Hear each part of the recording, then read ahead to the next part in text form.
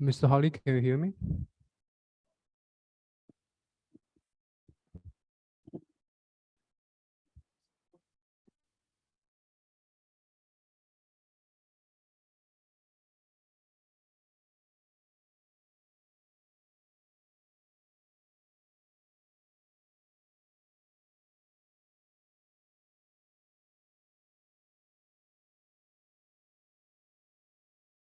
像王海明老师的那个同传吗？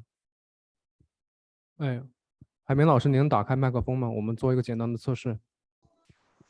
能听到吗？啊，好的，我们等会儿会让那个同传那边说几句话，看您能不能听见。同传那边是吧？啊，可以。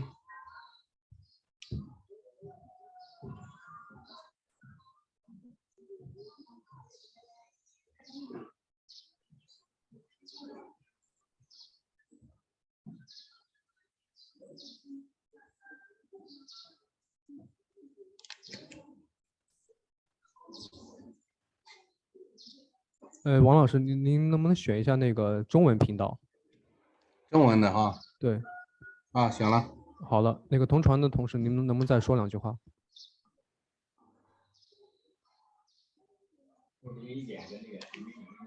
啊，我能听到。哎，好的，谢谢您。好。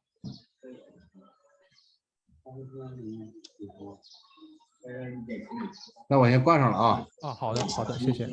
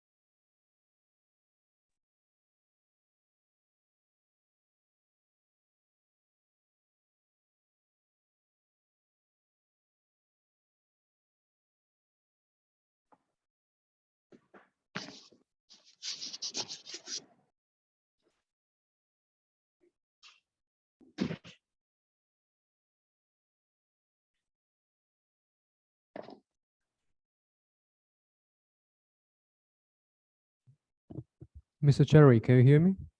Yes, I can hear you. Thank you very much. Thank you. Very good morning. Did you choose the English channel? All right, I'll choose the interpretation English channel. There we go. All right, I've done that. Thank you. Thank Mr. you. Holly, can you hear me?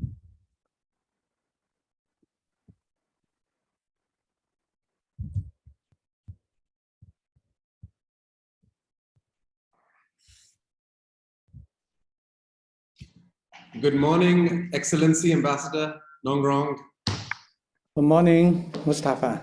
How are you, my brother? Good morning. Yeah, I can hear you. Good morning. Good morning, everybody. Good morning, sir. Sultan Ali Saab, good to see you, sir. Thank you. Ali Saab, sir, good to see you. Good morning. Likewise. Morning. Good morning, Excellency. Good morning, Excellency. How are you? Welcome back. Welcome back. I'm fine. Sultan Ali Sahib, Shahid Saab. Good morning, sir. Thank you so much. Thank you so much. And welcome to your second home. Thank you. Yeah. Exactly my second home. We missed you. I miss Islamabad and my old friends. Hope to see you soon in person. Pardon? I hope to see you face to face in person, other than online. Very soon. We will arrange. Okay. Are you very busy now? Hali Sahib, your name shows as Anam Hali. 他说 Actually, it is registered in my daughter's name. Ah, 他说 I don't know how to correct it. I don't know how to correct it. You can Please just bear edit. with me. लगता है you can just edit का option होता है नाम का. It can take just 5 seconds if you like. Okay, I'll try.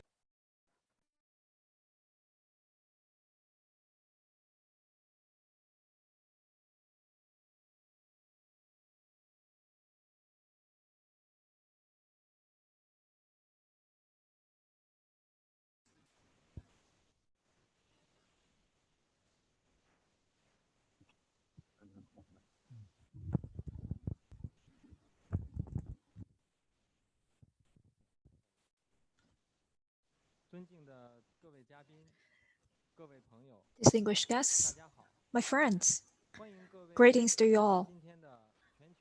Welcome to attend the China-Pakistan think tank dialogue on global development and governance. This dialogue is co-hosted by Academy of Contemporary China and World Studies, Pakistan China Institute, and the Information Center of China.org. I'm Lincoln from ACCWS, and it's my great honor to be the moderator of this dialogue.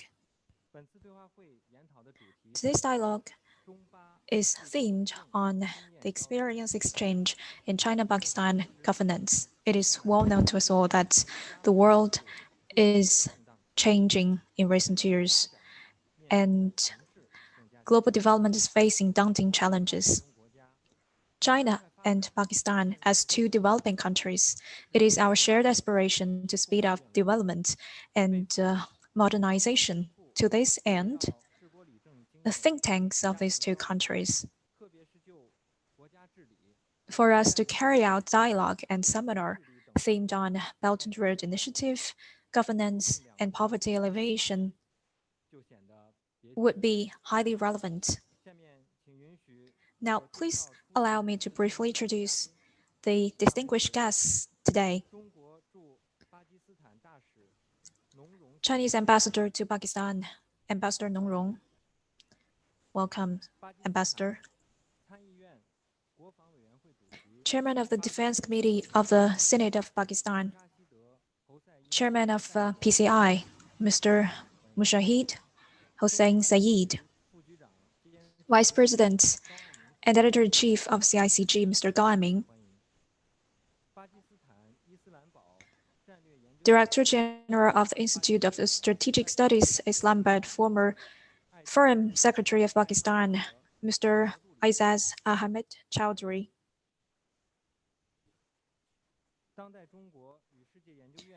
President of ACCWS, Mr. Yu Yunquan. Executive Director of PCI, Mr. Mustafa Saeed.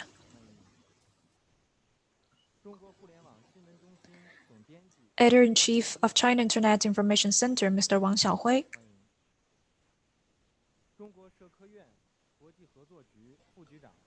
Deputy Director General of Bureau of International Cooperation, Chinese Academy of Social Sciences,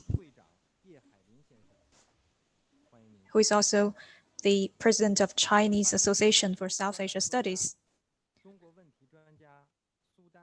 Pakistani columnist and author, Mr. Sultan Hali. Division Director for International Cooperation of NDRC, Mr. Zhang Jidong.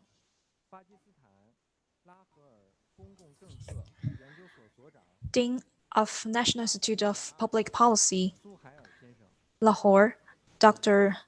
Safdar Sohali.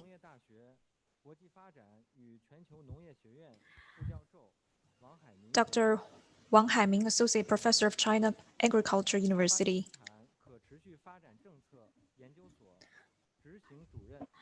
Joint Executive Director of Sustainable Development Policy Institute, Dr. Wakal Ahmed. Welcome. A warm welcome to you, ladies and gentlemen.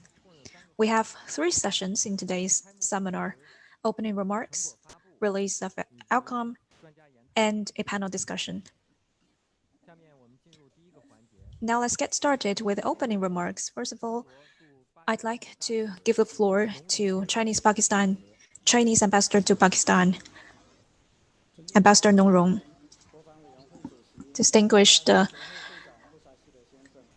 Mr. Mujahid, distinguished Mr. Chowdhury, distinguished Mr. Gao Anming, and distinguished Mr. Yu Yunquan, ladies and gentlemen. Good morning and good afternoon. It is my great pleasure to attend this think tank dialogue on global development co-hosted by PCI and ACCWS to share experiences on good governance of the two countries. Thank you for this invitation. In the past decades, Mr.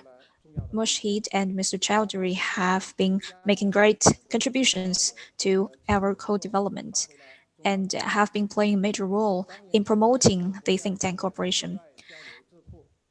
ACCWS is an important think tank of China. Mr. Gao, Mr. Yu, and my colleagues have been making great contributions in the foreign exchanges. Today, the executive president, Mr. Farouk, and President Mr. Safdar, and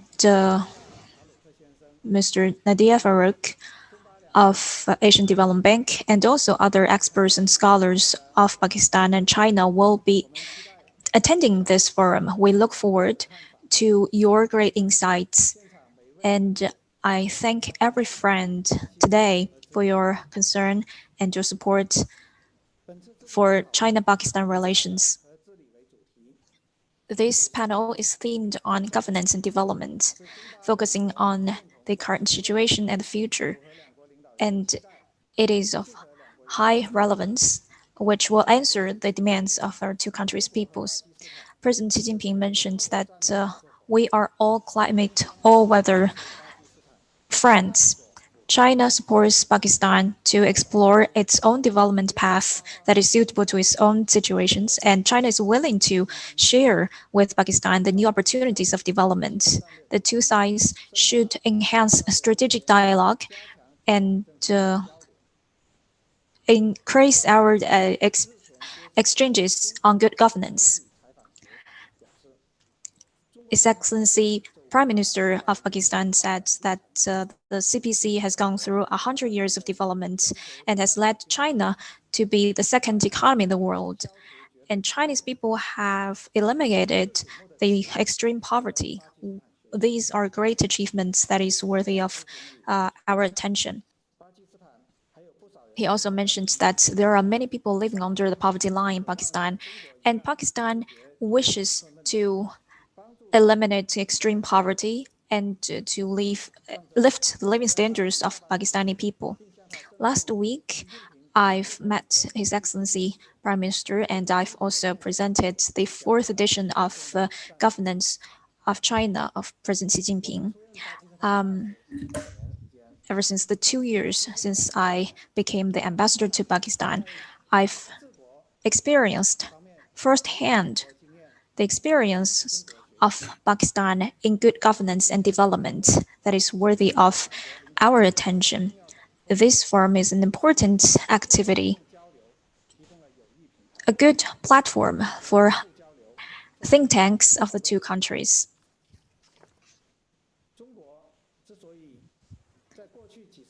In the past decades, China has maintained steady growth, which is a Chinese miracle that is due to the leadership of CPC and the innovation of theories and the safeguarding of peaceful development.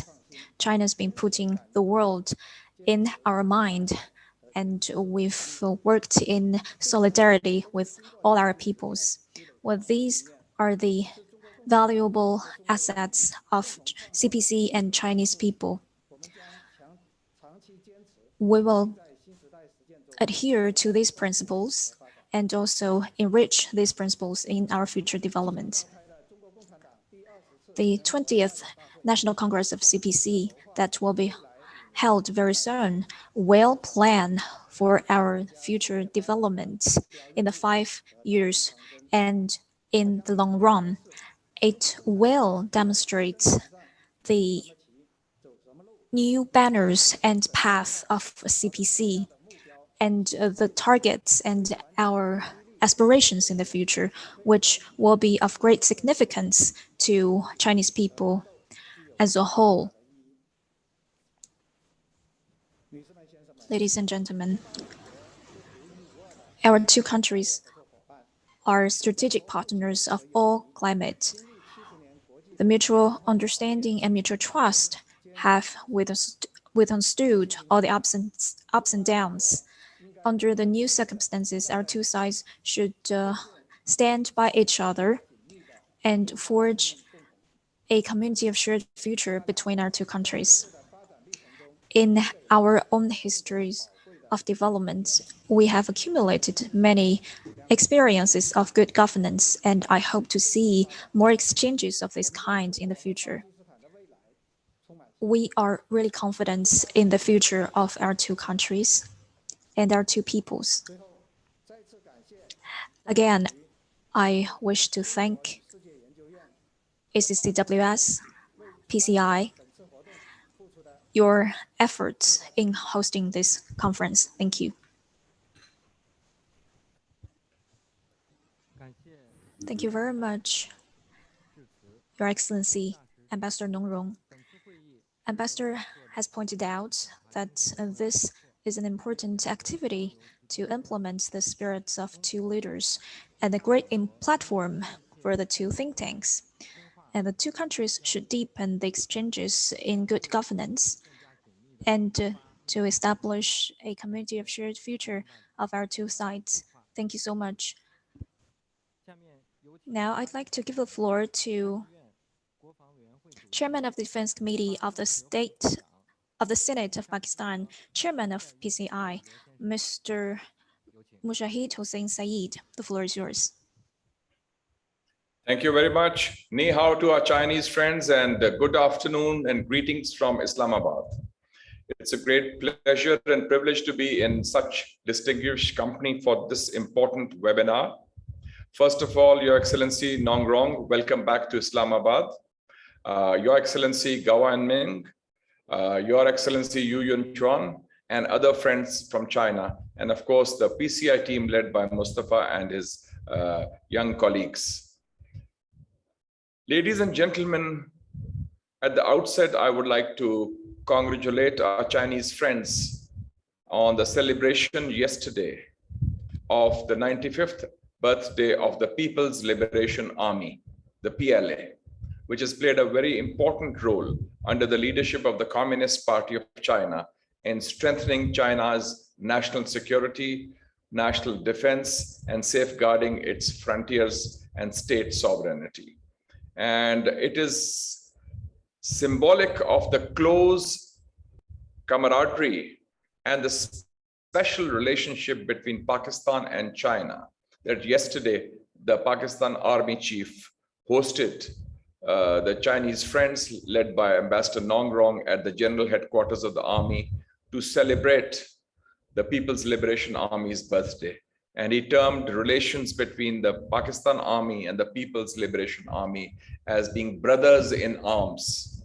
And this shows, whether it's the field of military, whether it's the field of diplomacy, whether it's the field of development, how closely aligned the relations, the interests, and the worldviews of Pakistan and China are in all domains. And it is in this regard, I would also like to express at the outset our concern in Pakistan at some developments in Asia, which can cause destabilization. I'm referring to the proposed visit of the US House of Representatives Speaker, Nancy Pelosi, to the region, and she has specifically says that she will be planning to visit Taiwan. Because if that is a grave, unnecessary, and unwarranted provocation. And it would be a violation of the One China policy, which the United States agreed to in the Shanghai Communique in 1972 when President Nixon visited China, and also the subsequent declarations from the American side and joint declarations. And we also feel that this kind of provocation by the US House of Representatives Speaker, Nancy Pelosi, would be destabilizing for Asia. It will stoke up tensions. It will fuel new kinds of confrontation. And we feel that this is totally uncalled for, totally unwarranted, and totally unnecessary. And it goes against the spirit of the conversation that took place last week between President Xi Jinping and President Biden. So here we would like to be very clear. The world, there are 193 members of the United Nations, and almost 180 of them are very clear, including Pakistan, that there is only one China policy and Taiwan is an integral part of China.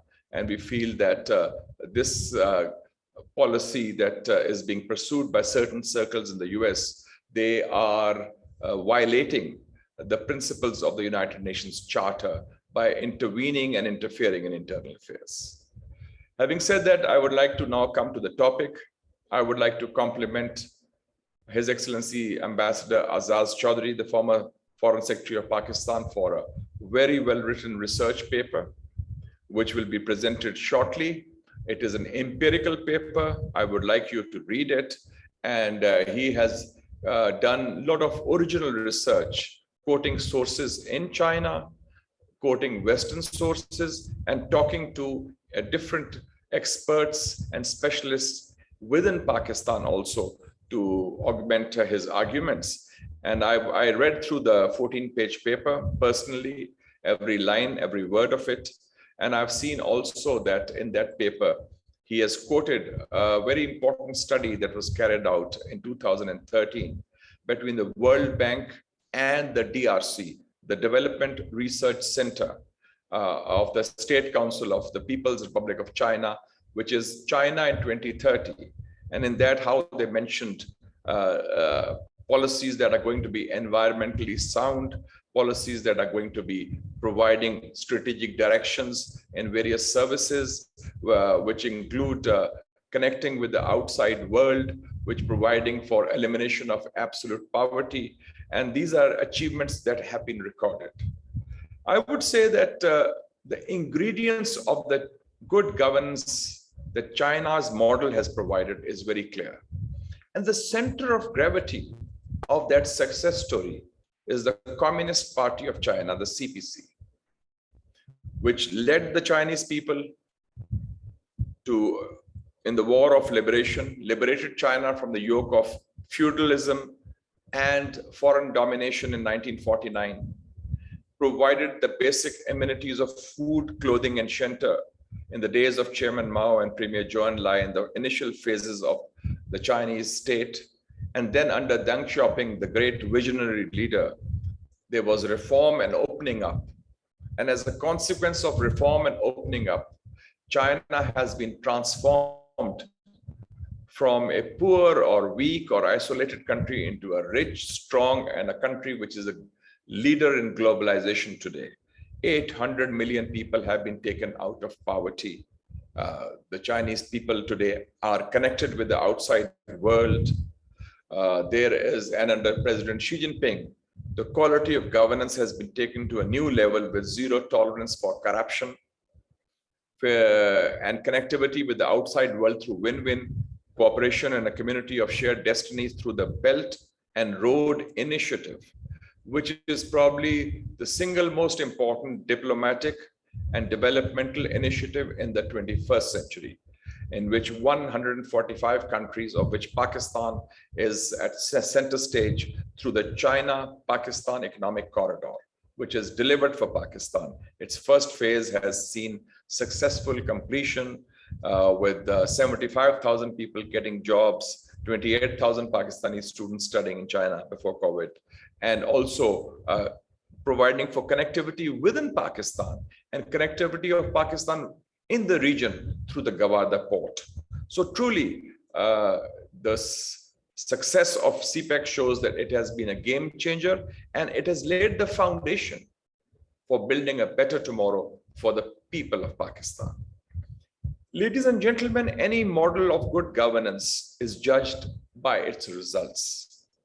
And the results show very clearly that how China has progressed and the peaceful development and the peaceful rise of China, a testimony that China has been focusing on a people-centric development approach that has ensured a better quality of life of their people.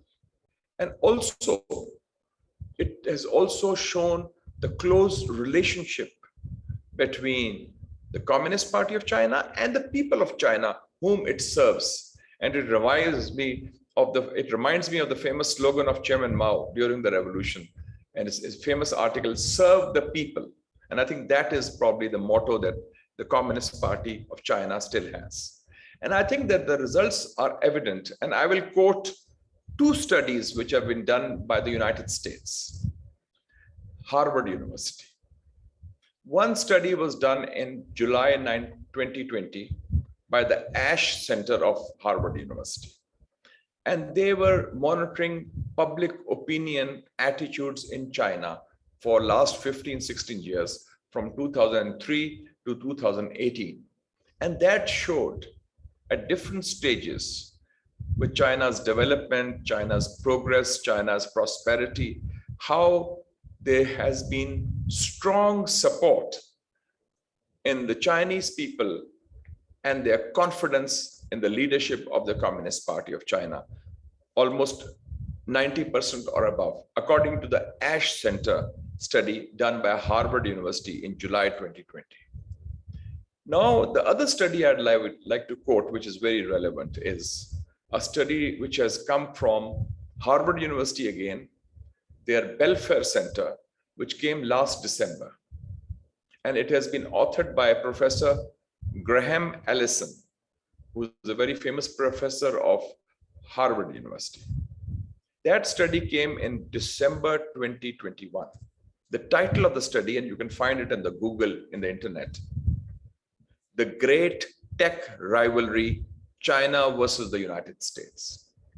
And that study done by American researchers shows how China has transformed. They used to call China as the world's biggest factory, then China as the world's biggest civil engineer, then China as a leader of science and technology. Today, China is a leader in innovation, in advanced science and technology. And this study says that China is either at the same level as the US or moving ahead in key areas. For example, they mentioned that last year, China produced 1.5 billion cell phones, 250 million computers, 25 million automobiles, and in areas like artificial intelligence, robotics, 5G, cloud computing, and subjects like STEM, STEM, science, technology, engineering, and mathematics, how China has raced ahead. So we compliment China, the people of China, the Communist Party of China, especially before on the eve of its convening the 20th Party Congress, which I believe will be convened either in October or November, which will be historic also, that these are important achievements. And we share in the successes and joys of the Chinese people in these achievements. But we also would like to say there are elements which are not happy with these achievements. These are achievements of an Asian country. These are achievements of a third world country. These are achievements of Pakistan's best friend and neighbor, China. And these are achievements of a country which is not part of the West, because development in the past was linked only with the West. So we wish China all the success, and I'm sure the China governance model, we can learn so much from it. Pakistan and other countries in Asia also, because it's a success story. The system has delivered and delivered for the people of China. and transform their lives in an amazing fashion. Thank you so much for your patience, and I look forward to a very positive discussion in the course of this webinar. Thank you very much, ladies and gentlemen, and we look forward that perhaps next year we will be having these conferences and interactions in person rather than on Zoom or online. Thank you so much, and all the best to all of you, our friends in China, as well as our friends in Pakistan and anybody else who's listening to this discourse. Thank you. 好，谢谢。 Thank you. Your Excellency Mushahid Said, thank you for your speech. You have reviewed the common friendship values between Pakistan and China. You have explained your position on the current status in Asia Pacific. You have presented to us the important researches that have been made in recent years, and you have confirmed the achievements made by the Communist Party of China and that's contribution to the world. Once again, thank you very much. Now I give the floor to Mr. Gao Anming, Vice President and Editor-in-Chief of CICG.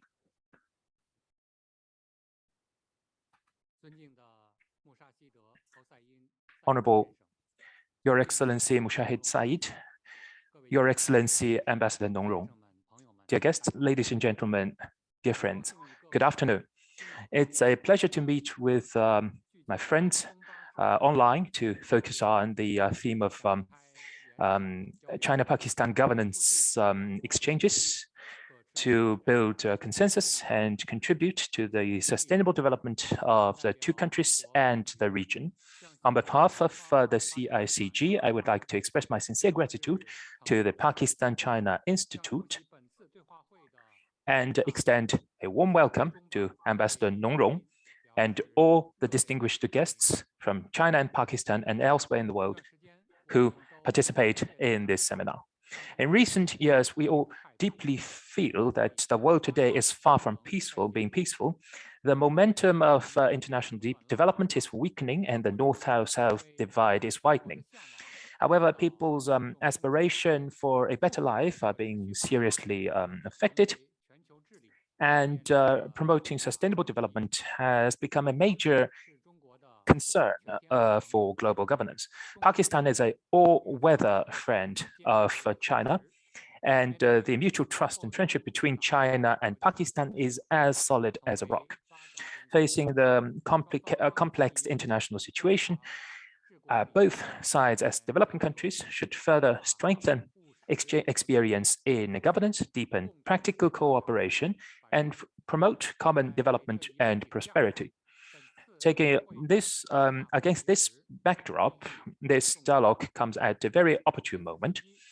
So I'd like to take this opportunity to share with you a few thoughts in the field of development with our experts online. First, we should work together to maintain regional peace and security and build a high-quality partnership featuring development. Security is a prerequisite for development. At present, the global security situation is not optimistic. And we can say that the butterfly wings of geopolitical conflicts are flapping, influencing the world. A study found that due to the impact in some regions, global food, crude oil, and other commodity prices are fluctuating sharply. And it is expected that in 2022, nearly 90 million people in Asia and Africa cannot afford to meet the basic needs of energy and world, and that 75 million to 95 million people will be added to the list of those who suffer from absolute poverty. This once again warns us Development without security is empty talk. It is unfounded. Only development based on security is sustainable and beneficial to people's livelihood.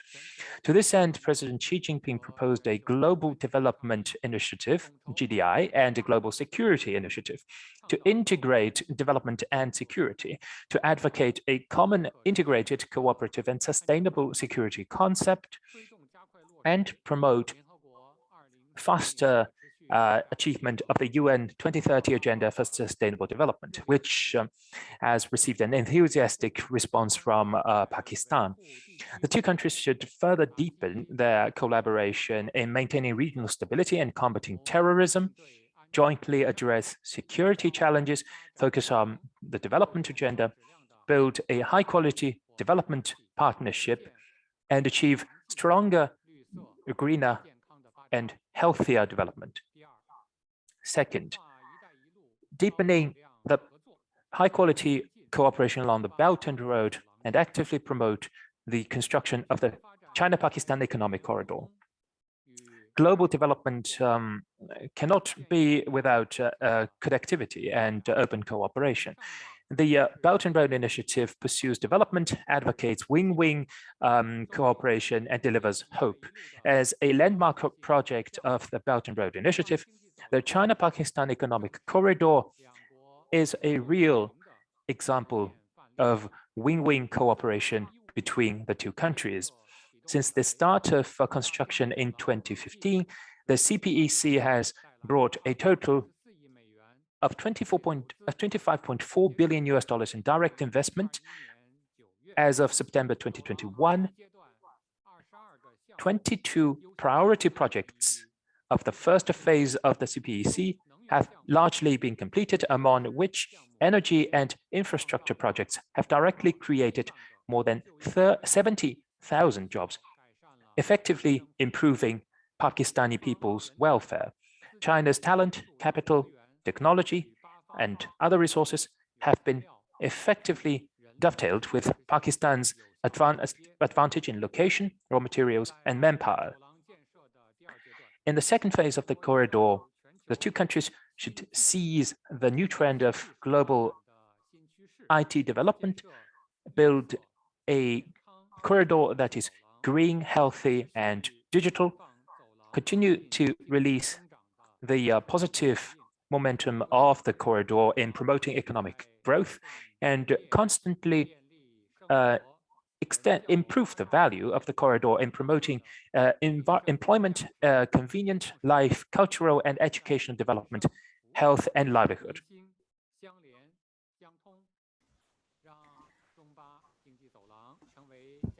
And connect people's hearts, making China-Pakistan Economic Corridor a leading project to accelerate regional sustainable development. Third, promote the exchange of poverty reduction practices and experiences to truly achieve inclusive and sustainable development. Both China and Pakistan are activists promoting poverty reduction and development. In December 2019, China, Pakistan, and the International Agricultural Development Fund held an exchange of agricultural experience under the framework of the CPEC and reached the preliminary intentions on desertification control and agricultural water supply management as a platform to jointly carry out China-Pakistan agricultural technical cooperation, scale demonstration application, and industrialization construction, improve the economic conditions of remote areas, and truly benefit the poor agricultural population in Pakistan. This project has been included in the UN as a South-South cooperation demonstration case. Today, China has built a moderately prosperous society in all-round way as scheduled, and China is constantly consolidating and expanding the achievements of poverty alleviation and rural revitalization. Pakistan is also committed to implementing a multi-level poverty reduction plan by actively adjusting the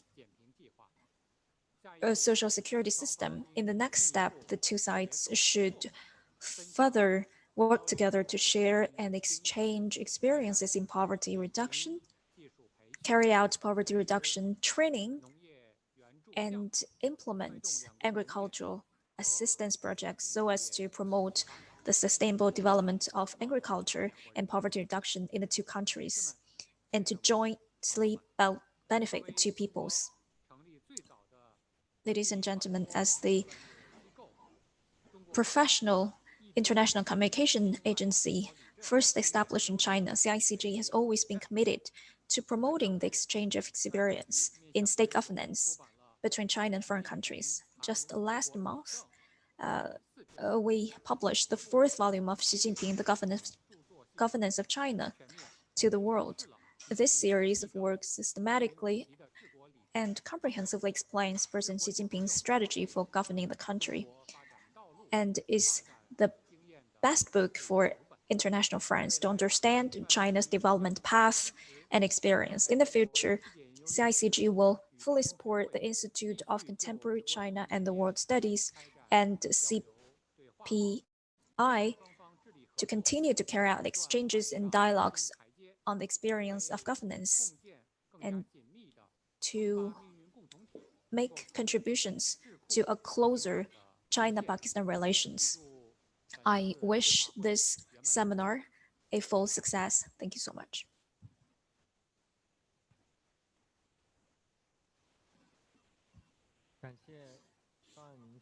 Thank you very much, President Gao Anming.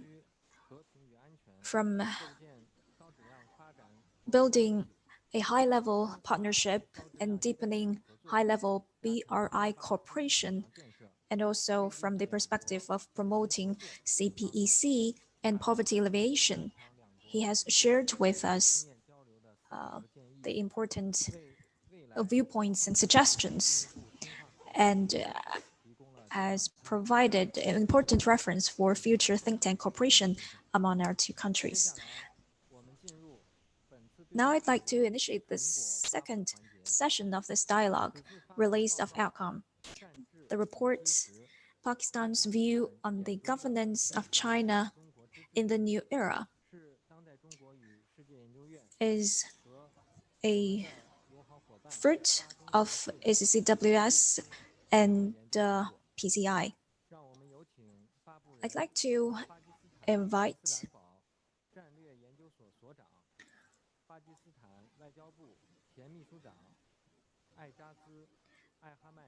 Director General of the Institute of Strategic Studies, Islamabad, former Foreign Secretary of Pakistan, Mr. Chowdhury.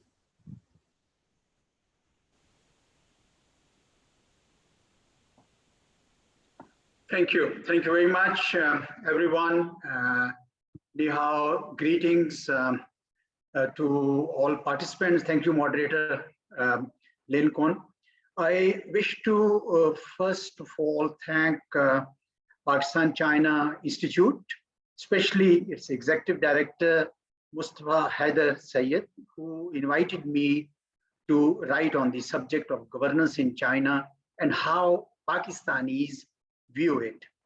My thanks also to Mr. Yu Yunchuan, President of the Academy of Contemporary China and World Studies. I was pleased to hear in the earlier session, Ambassador Nongrong of China. Welcome back, Ambassador. You were missed and glad that you are back in the chair. Also found very useful listening to Mr. Gao Anming, Vice President of China International Communications Group. Your views on the impact of global security situation on sustainable development were most incisive. I listened carefully and your suggestions were very appropriate. I must also now recognize Mr. Mushahid Hussain Sayyid, Chairman of the Defense Committee of the Senate of Pakistan. Mr. Mushahid Hussain is a strong voice for promoting Pakistan-China friendship, and we are truly proud of him. The thoughts he shared with us today were so informative and inspiring. And you can see the background he has chosen for his intervention shows that he's a truly friend of Pakistan-China collaboration and cooperation. Ladies and gentlemen, China is a friend of Pakistan. Pakistan too holds China in high esteem. both support each other on their core issues, as Mr. Mushahid Hussain has just represented Pakistan's position so well on One China policy. I have personally visited China several times. In my book, Diplomatic Footprints, also one chapter is devoted to the Middle Kingdom.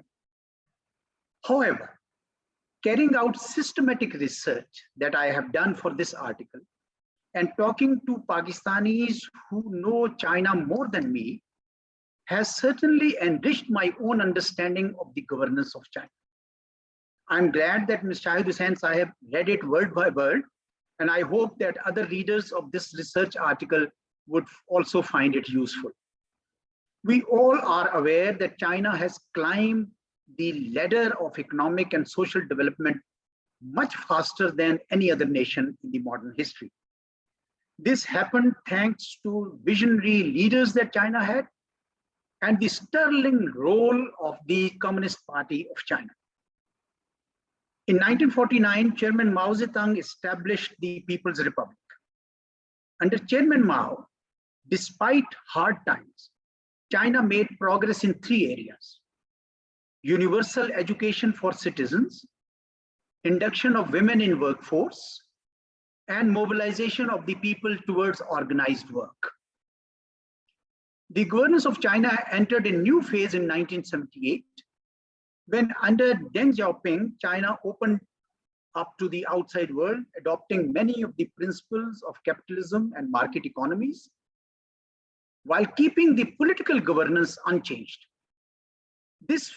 During this phase, development was the top priority. Then came the new era. In 2012, President Xi Jinping took over and articulated his vision and strategy in Xi Jinping thought on socialism with Chinese characteristics for a new era. A massive program of economic rebalancing was undertaken. Private companies became more profitable. Underdeveloped regions of China received greater attention. Nearly 800 million Chinese lifted out of poverty, and the Belt and Road Initiative spurred development in many countries. Now, based on my research, let me share with you my own 2 observations on special features of Chinese governance in the new era that impressed me. 1, China is being governed with a clear vision and national purpose. In Pakistan, we hold a lot of debate on national purpose. There were 2 sanitary goals: create a moderately prosperous society by 2021, which completes the 100 years of the Communist Party of China, which has been achieved. And second, build China as a modern socialist country by 2049. To achieve this vision, we see that internally the leadership of China is calling for national rejuvenation, which is also sometimes characterized as Chinese dream. You know, you heard of American dream. So there is a Chinese dream of national rejuvenation. Externally, President Xi wants to build a global community of shared future through projects like BRI. Now, there is a challenge to this vision from United States Indo-Pacific strategy, but Chinese are not entering into confrontation and want to continue what everyone calls as peaceful rise to achieve this national purpose, this vision. My second observation is that China appears to be a highly centralized country, but its governance is actually highly decentralized. Let me explain. The local people's congresses dominate governance at the local levels and are constituted through elections, which are becoming competitive. These local people's congresses get their guidance, overall guidance, from the goals set by the National People's Congress. So this system then ensures good governance at the grassroots level in a decentralized fashion, but guidance from the top ensures that there is stability and economic development. Now, I'm sorry, just let me pick up my notes because I just, all right. So in my article, research article, you will find that there is considerable research cited from different scholars. I will not talk about it here because of paucity of time. Please read the article and you will get it. But I will only now share with you the views of prominent Pakistanis on the governance of China, their perception and points of inspiration. My first question that I posed to my fellow Pakistanis was, what is so striking? What is so notable about the governance of China in the new era that they think? Masood Khalid, who served as ambassador of Pakistan to China for over 6 years, from 2013 to 2019, all during the new era, was of the view that President Xi has focused on 3 key areas: rooting out corruption from within the party, tackling poverty and unemployment, and revitalizing nationalist fervor towards national rejuvenation. And he's saying that as a result, and he has seen it there while he was living, corruption has reduced and so has poverty. People are satisfied that their life is improving. So this is what he found as most striking. Dr. Talat Shabir, director of the China-Pakistan Studies Center of the Institute of Strategic Studies, Islamabad, was of the view that political stability of China is the most defining feature. Political stability of China is the most defining feature of present governance of China, because this has brought such phenomenal economic development to the country. Mr. Mustafa Haider Sayyid, who is the executive director of the Pakistan-China Institute and our co-host today, also shared his assessment with me that unprecedented legitimacy that the Communist Party of China enjoys from the people of China has enabled smooth transfer of political power from one leader to the other. Mr. Sayyid added that the Chinese governance system has protected and promoted the basic human rights of the people, the basic human rights, which is to give them a better quality of life. When I talked to Dr. Safdar Suhail, who is also a participant today, he's the Dean of National Institute of Public Policy in Lahore, and has worked, by the way, a lot on CPAC and knows a lot about BRI too. He observed that merit-based approach and strong work ethic, has allowed most competent people in China to rise to the top of administrative structures. Group Captain retired of Pakistan Air Force, Sultan Hali, who is also present in our session and has authored several books on China. And I think no Pakistani has visited China more than him. He regards the elimination of absolute poverty and bold handling of COVID-19 pandemic as the most striking feature of Chinese governance. Dr. Neelam Nigar, director of Center for Strategic Perspectives at the Institute, was of the view that new era would be remembered for greater attention to less developed regions of the country, like Western China. Mohammad Faisal, another research fellow, believes that the Communist Party of China is the primary reason for political stability of China. Now, I gave you a flavor of all the interviewees who thought what. So let me sum up.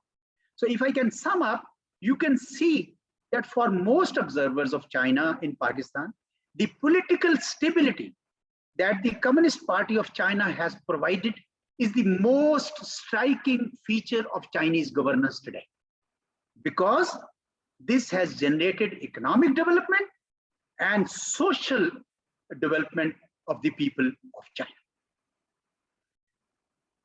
My second question to my fellow Pakistanis was, how much is the contribution of the leadership role of President Xi in the success of Chinese governance today?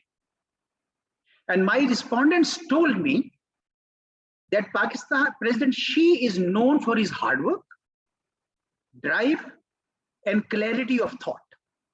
He regularly visits towns and meets common people and has effectively unified the people to work for national glory. Many also commented that President Xi Jinping has done a remarkable job by eradicating poverty from China, reviving the Silk Road, and handling the COVID pandemic with tact and courage.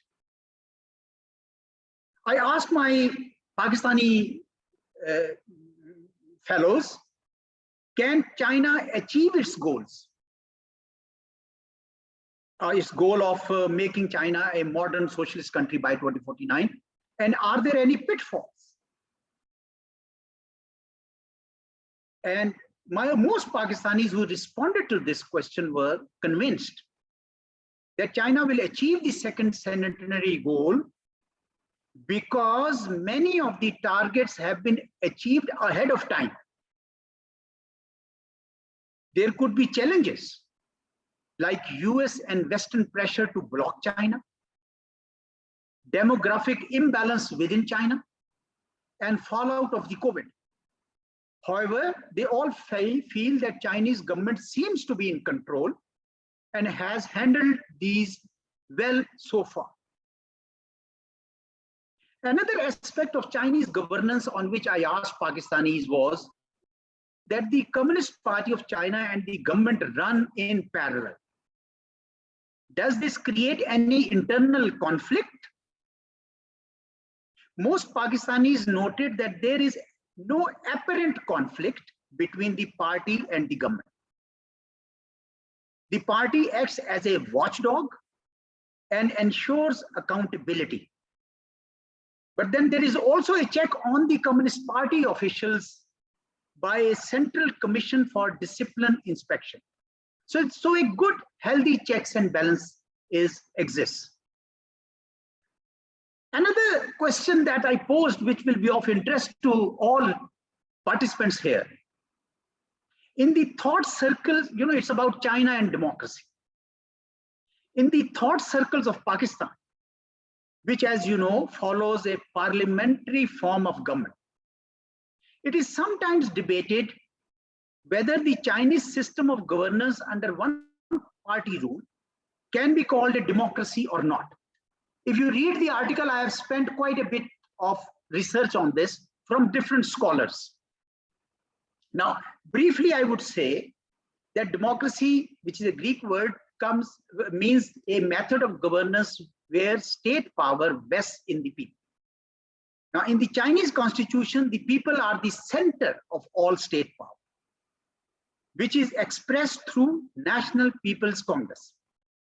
The National People's Congress has nearly 3,000 deputies who deliberate and decide on broader policy. But much of the practical work related to local matters is decided by local elected governments. So the Chinese system is democratic at local levels of governance, but within the policy parameters set by the central leadership. Some Pakistanis were of the view that the Chinese system has a strong internal consultative process and meritocracy. Internal consultative process and meritocracy. So it can be called democracy with Chinese characteristics. Now, as for China and capitalism, China has clearly moved towards a regulated form of capitalism within the parameters set out by the State Council. This ensures consistency of policies and the law of the land. And I think compared to the Soviet Union experience, China has done a very gradual glasnost and perestroika, and surely it is a success story. The Chinese governance has also effectively led to millions of Chinese nationals rising above the poverty line. I tell you, many Pakistanis talk about this goal. How did China? We have written papers after papers. Can we learn any lesson from China?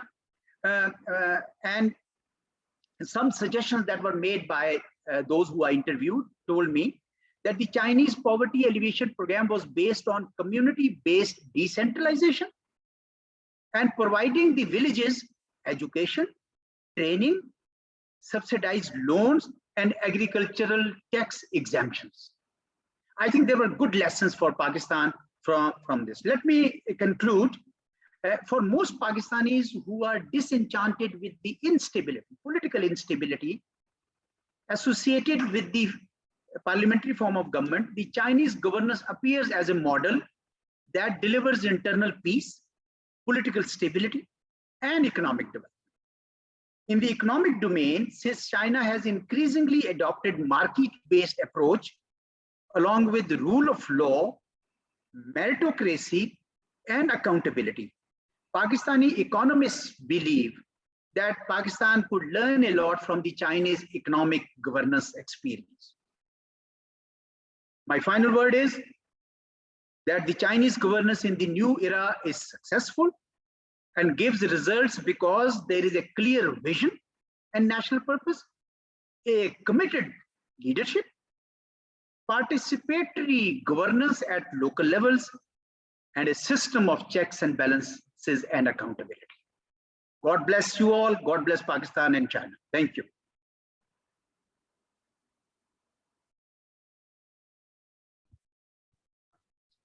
好，感谢艾扎兹·艾哈迈德·乔杜 Thank 里 you, 先生。 Mr. Your Excellency Chowdhury.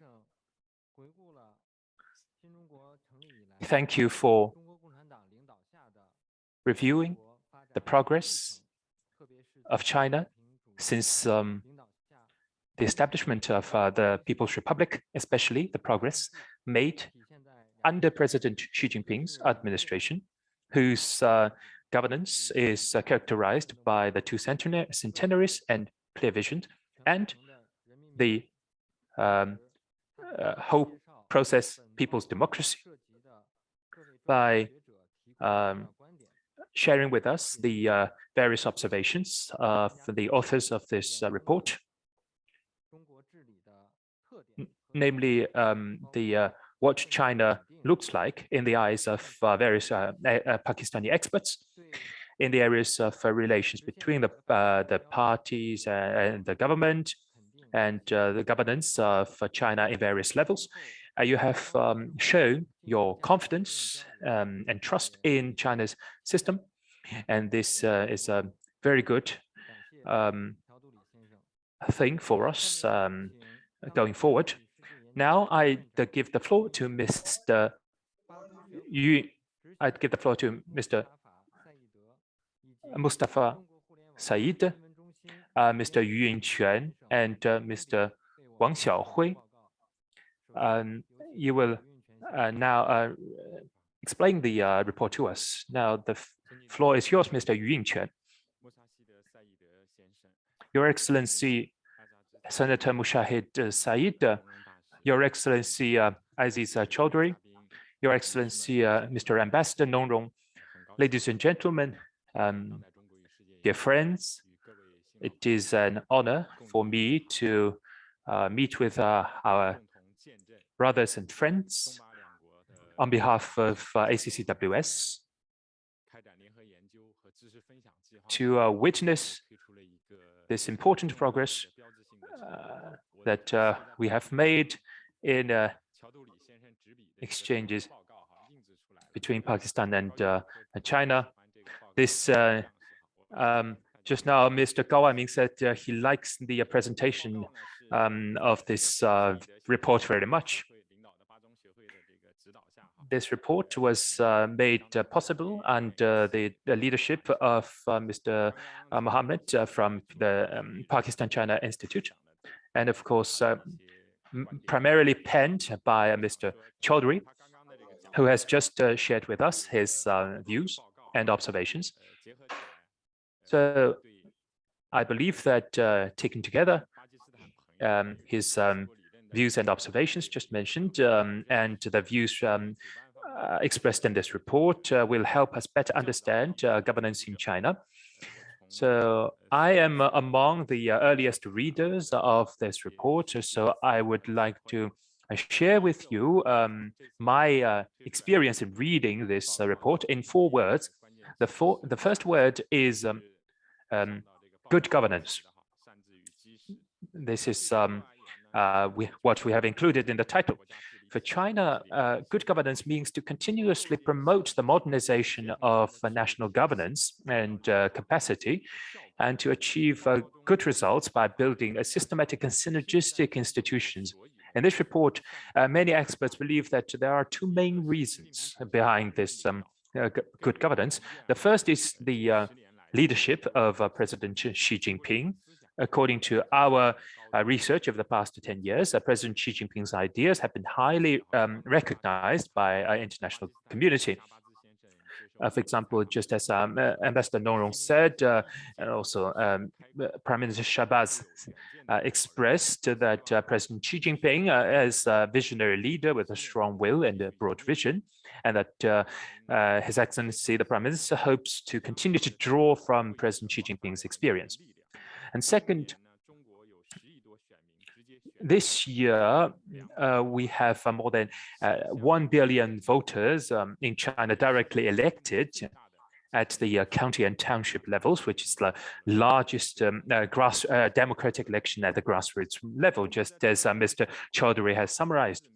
The 14th Five-Year Plan and the Civil Code, as well as the 20th National Congress of the CPC, have solicited on a broad basis, largely through online means, public opinion. And soon my colleague, Mr. Wang Xiaohui, will share more on this aspect. So this is represented by what we call a whole process people's democracy. This provides a solid public opinion basis for better governance in China. The second is a cornerstone, or the foundation. The continuous strengthening of the CPC's leadership is the most distinctive feature of China's governance in the new era. The report argues that the CPC has achieved political stability and unified leadership in China, and to achieve the world-renowned development achievements. This foundation role is reflected in the broad support of the people. According to the 2022 Trust Barometer, Chinese people's trust in the government under the leadership of the CPC is 91%, the highest in 10 years and the highest in the world. And secondly, it is reflected in the strong will of self-improvement and self-reinvention. The latest figure shows that the total number of CPC members exceeds 96 million, the largest ruling party. Among them, there are young and well-educated people. And the third keyword is vision. The formulation and implementation of a long-term development plan is an important factor in realizing the role of China. The report pointed out that the unique feature of China's development lies in its ability to advance with the times. President Xi Jinping has put forward a clear vision and path for China's development, and various medium and long-term plans have fully guaranteed the continuity and certainty of policies and the realization of development goals. Last year, ACCWS conducted a public opinion survey of 23 major countries on 5 continents on China's national governance effectiveness. The results show that the average degree of recognition of China's governance is more than 83% among the people of 23 countries. They believe that China's policies are highly sustainable and can effectively guide national development. Nobel laureate in economics and American economist Robert Engel noted that when China is making plans for the next generation, all the plans of the US are for the next election. Well, the fourth keyword is open. The socialist system with Chinese characteristics is widely open, and in the process of promoting national governance, this emphasis is placed on strengthening the exchange and mutual learning of governance experience. The report believes that China and Pakistan have different governance models, but they have maintained friendly exchanges and mutual respect for a long time, which has played a positive role in promoting the common development of the two countries. For a long time, China and Pakistan have continued to strengthen pragmatic cooperation areas.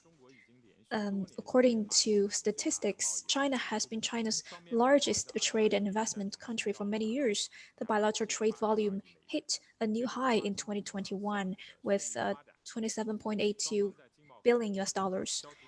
With a smooth development of the CPEC, the two sides have great prospects in economic and trade cooperation, poverty alleviation, and energy supply, which will bring significant economic and social benefits of both countries. Just as the ambassador has mentioned, that we are vastly complementary in many areas. And in the future, we will work with PCI to forge a long-term and stable partnership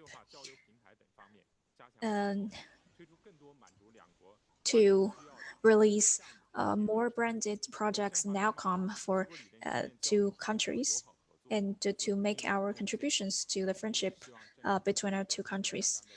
We hope that, just as Mr. Saeed mentioned, we hope to see the end of COVID-19 and meet with our dear friends from Pakistan in person. I've learned a lot from your insights, and I really hope to meet you in person. And I congratulate on the release of this report, and I wish you prosperity in the future. Thank you.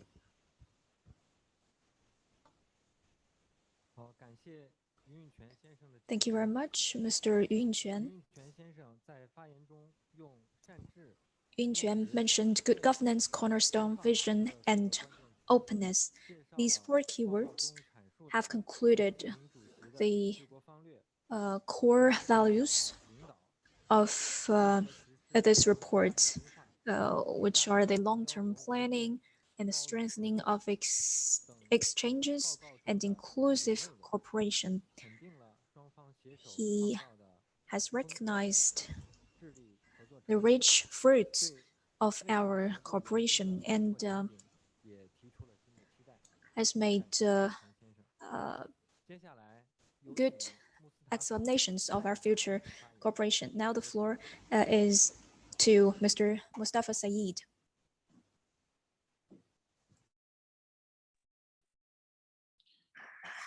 Good afternoon, dear brothers and sisters from China, His Excellency Gao Anming, and friends from our think tank, our partner think tank in China. Firstly, I want to congratulate both think tanks for this exemplary cooperation, which is our mandate to produce research which is evidence-based.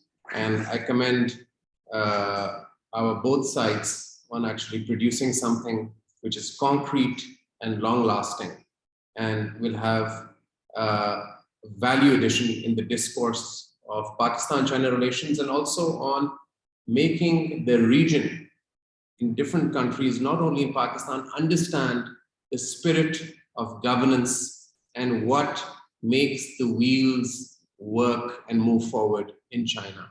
And I would, of course, like to commend our dear friend, His Excellency, the DG of the Institute of Strategic Studies, Ambassador Azaz Chaudhry, for this fantastic insight, which he has undertaken in a very professional way. And greetings to Ambassador Nongrong, Senator Mushahid Hussain, and all the other colleagues who are here. I'll dive right into it. And I'd like to focus on some of the findings of Ambassador Azaz, which are linked to the Communist Party of China. If you look at the trajectory of China's development, and Ambassador Azaz Chaudhry mentioned that 1978 onwards, the opening up and reform, where the economy started to be gradually liberalized, was a turning point where there was a fusion of the ideological China, which was pre-1978, and a more pragmatic China, where the Chinese characteristics were retained, but China made the decision to integrate with international commerce and a Chinese version of market economics. And I think this is very important because what we see that happened in 1978 and what was an inflection point, I would say, for China is what actually that decade that started in 1978 and those 3 decades which actually transformed China from the rest of the world, including what we call the first world today. It leapfrogged China to where it is today, where the World Bank and IMF are saying that China will be the biggest economy in the world, first biggest, and as we speak, it's the second biggest. And then Ambassador Azaz's paper goes into President Xi Jinping's tenure of 2012 to 2022. And I want to draw a linkage here.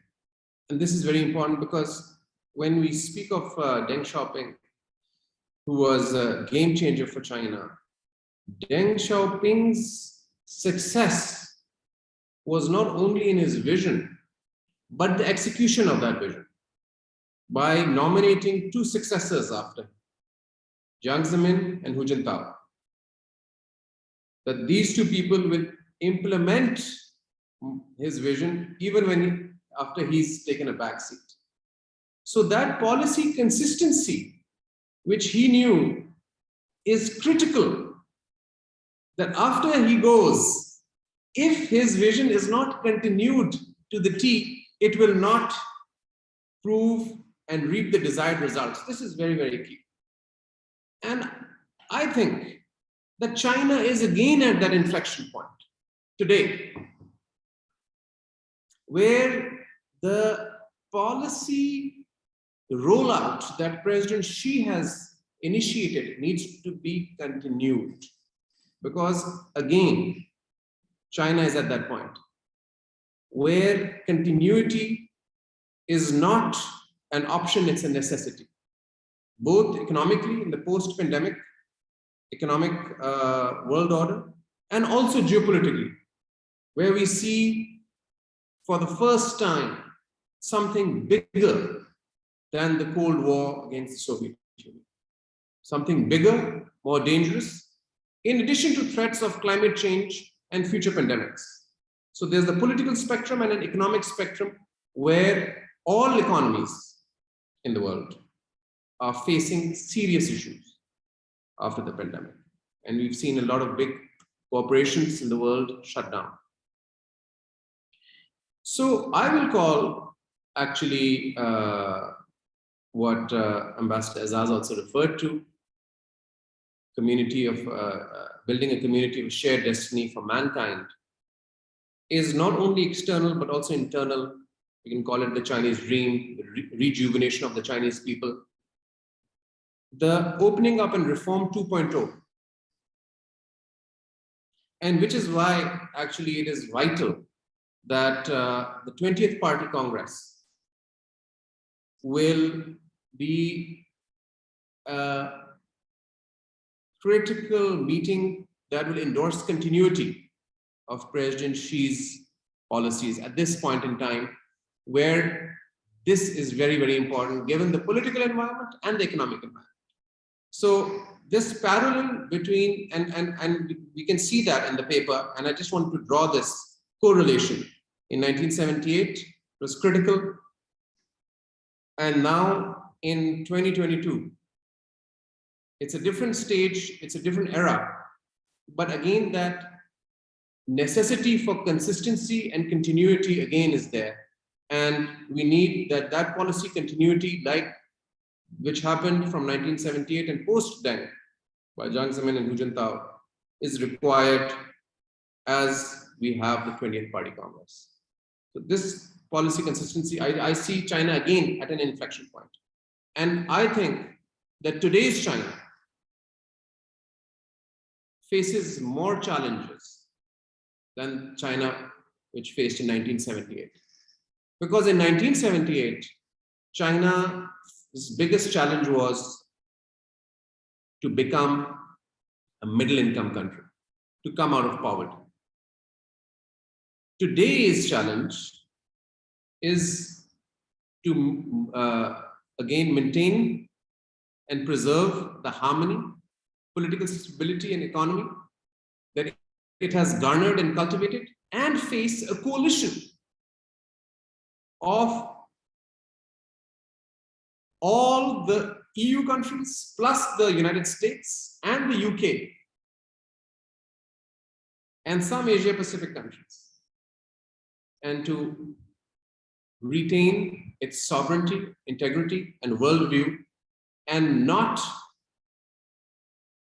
even be able to remember the 100 years of humiliation, which are etched in the Chinese consciousness. So that pride is there now in China, which was not, which was trampled upon before. So this is to safeguard China's interests and the rightful place in the world. So this correlation between opening up and reform 1.0 and now what I call the opening up and reform 2.0. And if you study the paper, we can draw that correlation in Ambassador Azaz Chaudhry's very well researched paper. And we are very proud, Pakistan-China Institute and our think tank, partner think tank in China are both very proud of this work. Again, special tribute to Ambassador Azaz. Then I want to talk about and when we talk about this consistency and continuity at the core, and Ambassador Azaz has mentioned that some of the respondents, including Mohammad Faisal, I believe, has mentioned the Communist Party of China. So the CPC is at the core, is the soul of China, the biggest political party of the world, which is actually the driving force and engine of China's political and economic wheels. Which is why it is being, the CPC is being targeted in this new Cold War, because that is the driving force of China's success, of the Chinese miracle.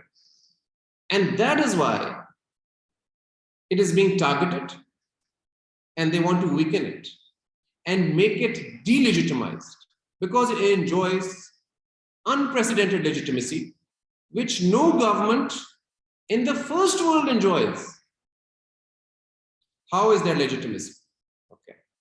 So, number one, I want to cite a phenomenal statistic that Mr. Kishore Mahbubani has cited in his book, Has China Won? And I would really recommend this. This book is a Bible if you want to really learn about China from a perspective, external perspective. It's phenomenal, this book by Kishore Mahbubani. In 2018, because when we read the New York Times, and I like all Western publications, but we see the word authoritarian is used when it comes to China, fascist is used, and these words are thrown very generously. So if China is really so repressive, according to Kishore Mahbubani, in 2018, 130 million Chinese tourists went outside of China to the West to travel. 130 million tourists. So look at firstly the purchasing power, you can imagine, 130 million people. And all of those 130 million people in 2018 came back to China upon their own volition. This is a very strong statistic which we should really record, because if my country is so repressive and I'm being oppressed, if I leave my country, will I want to come back to my country? Each one of the people came back. 130 million record tourists before the pandemic went outside of China and then came back. Then when China was not as rich as it is now, in 2013, and this is according to the Pew Research Center, based in Washington, and Ambassador Azaz is familiar with this think tank, one leading think tank in the world for polling data. The Pew Research Center recorded that 85% of Chinese people were satisfied with their government in 2013. And this is at a time where China has now not as rich as it is now, not as the per capita income was not as high as it is now in 2013. 85% of the Chinese population are satisfied with the government. And then in July 9th, 2020, the Ash Center of the Harvard University, which was briefly mentioned by Senator Michelle, the Ash Center conducted, actually, this is really phenomenal and it's great work being done by them, objective work, a very detailed study. And this actually complements what Ambassador Azaz's findings are, which is why I'm mentioning it. Over a long period of time, they conducted surveys about over 10 years. And in they cite in 2016, this was published in 2020, July 9th, but in 2016, and the total respondents were 3,000 of the research sample of the Ash Center of Harvard University. In 2016, 3 years after 2013, 95.5% of Chinese people were either highly satisfied or relatively satisfied by their government. So this is not Global Times. I'm not quoting Xinhua. I'm quoting Harvard University, which is in Boston, in the United States of America. So this is, Ambassador Azaz, you mentioned that I had mentioned about the legitimacy point. So the legitimacy that the CPC has drawn is actually not seen in recent history. If you look at the transition of power that happened in Washington when the elections were announced and President Trump was there, we saw that the US Congress was raided by people with machine guns because they refused to accept the election result and the transition of power. We see the same in many Asian countries in the West. So this legitimacy at its core is of the CPC, and I think this opening up and reform 2.0 that we are seeing in our lifetime being done by President Xi is another inflection point after the opening up and reform of 1978. And policy consistency and political continuity again is required at this point in time. So these are my brief comments. Sorry if I exceeded any time limit, Mr. Moderator. These are my observations. And again, I commend Ambassador Azaz for this work. So thank you very much for your time, effort, and contribution. 好，感谢穆斯塔法·赛义德先生的 Thank 解 you, 读。 Mr. Mustafa Said, for your observations. You have pointed out that the continuity of Chinese policy has been a primary driver of China's success. You also mentioned that the leadership of the CPC safeguards security, people's satisfaction, as well as successes for the so-called Reform 2.0. You have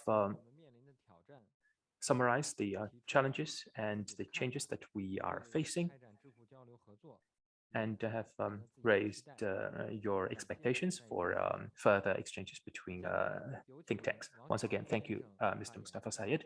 Now I'd give the floor to Mr. Wang Xiaohui. Chairman Said, Ambassador Nongrong, Vice President Gao Ming, Excellencies, ladies and gentlemen, good afternoon. First, I'd like to extend my warm welcome and heartfelt thanks to you all. The just released report is an important fruit of the joint effort by the Academy of Contemporary China and World Study and the Pakistan-China Institute, two influential think tanks on international relations and communication. Through comprehensive analysis and case study, the report gives a full expression of China in the eye of Pakistan. I think it opens a window for people of Pakistan as well as other countries to observe China. and in no small measure, I'm sure, eliminates misunderstanding and misleading opinions about China. Observations in this report point to one fact: the leadership of CPC, people-centered policy, independent development road based on facts, history, and culture of the country are key to success in socialism with Chinese characteristics.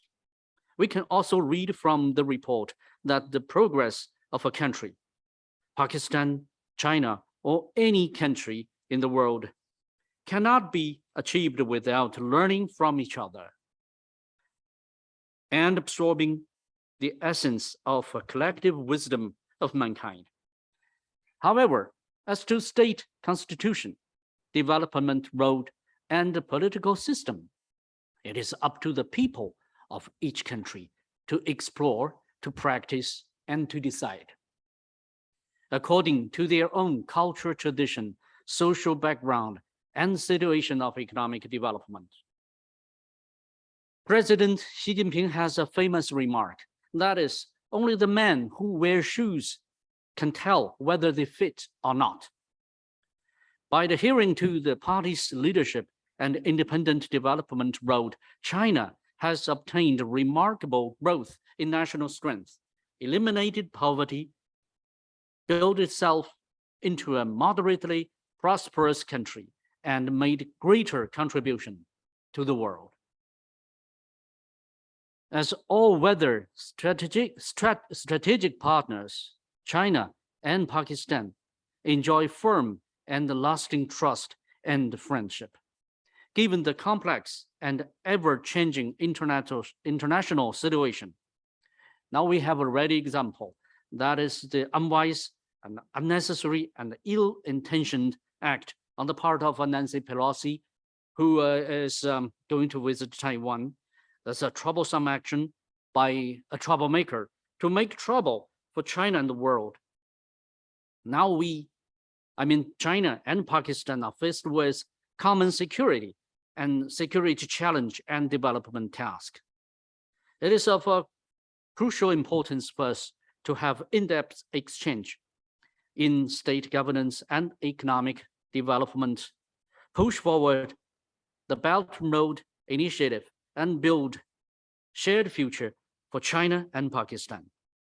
In the past few years, the construction of China-Pakistan economic corridor has entered fast track and gained a fruitful result as a symbolic and pioneer project on BNR, opening a new chapter of Iron Brother stories. China-Pakistan economic corridor is a proof of China-Pakistan friendship and a manifesto of China's willingness for joint development with other countries.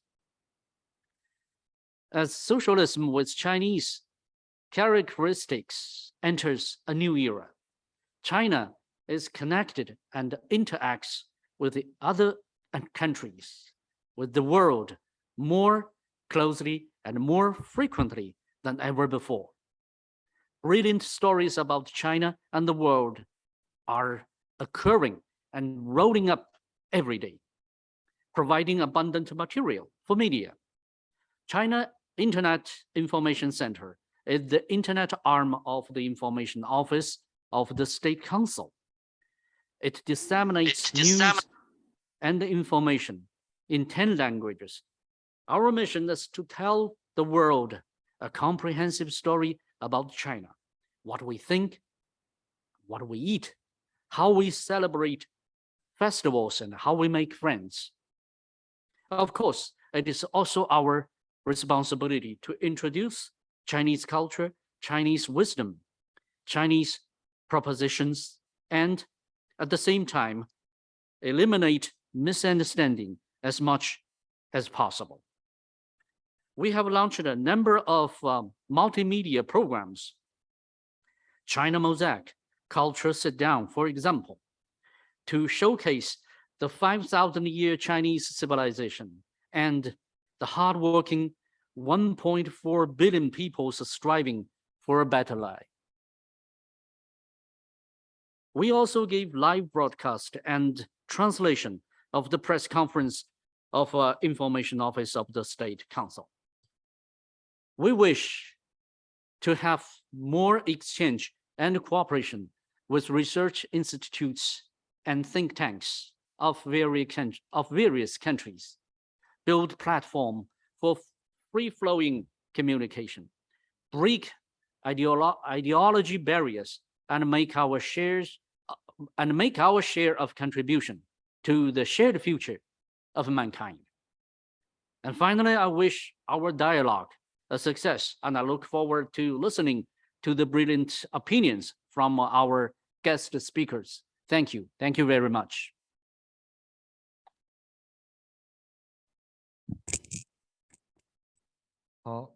Thank you, Mr. Wang Xiaohui.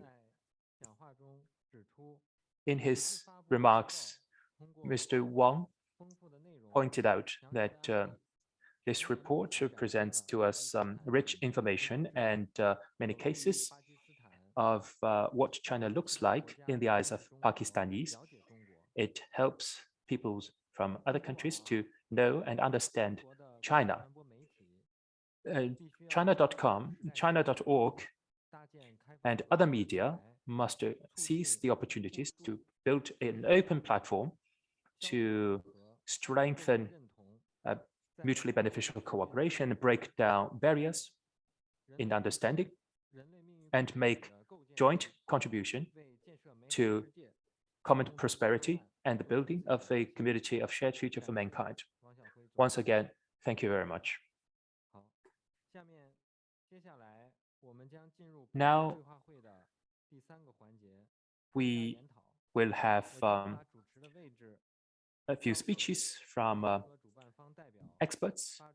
I will yield the role of moderator to Mr. Mustafa Said, Executive Director of Pak China Institute. Thank you very much, my dear friend, Mr. Kun. We have a very good panel for the second session, and it's has different top scholars from China and Pakistan. Some of them are Mr. Yi Hailin, my good friend, who has been attending our dialogues for a long time and is a leading scholar in China. He's the Deputy Director General of the Bureau of International Cooperation of the Chinese Academy of Social Sciences. Then we have our dear friend, Mr. Sultan Khalid, who has written a lot in great depth in different books and articles on China. And then we have Dr. Zhang Jidong, who is the Division Director for International Cooperation of the National Development and Reform Commission, which is, as you know, the driving force of the BRI, and also a very important body for internal economic development of China and all the projects within China and externally the BRI. So I welcome Mr. Zhang Jidong.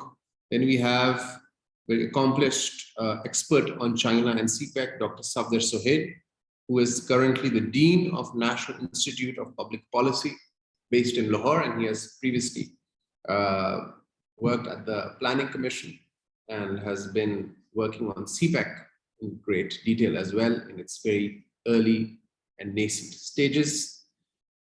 Then we have Dr. Wang Haimin, who is the Associate Professor of China Agriculture University. And last but not least, my dear friend, expert on sustainable development in Pakistan, a leading voice of poverty alleviation.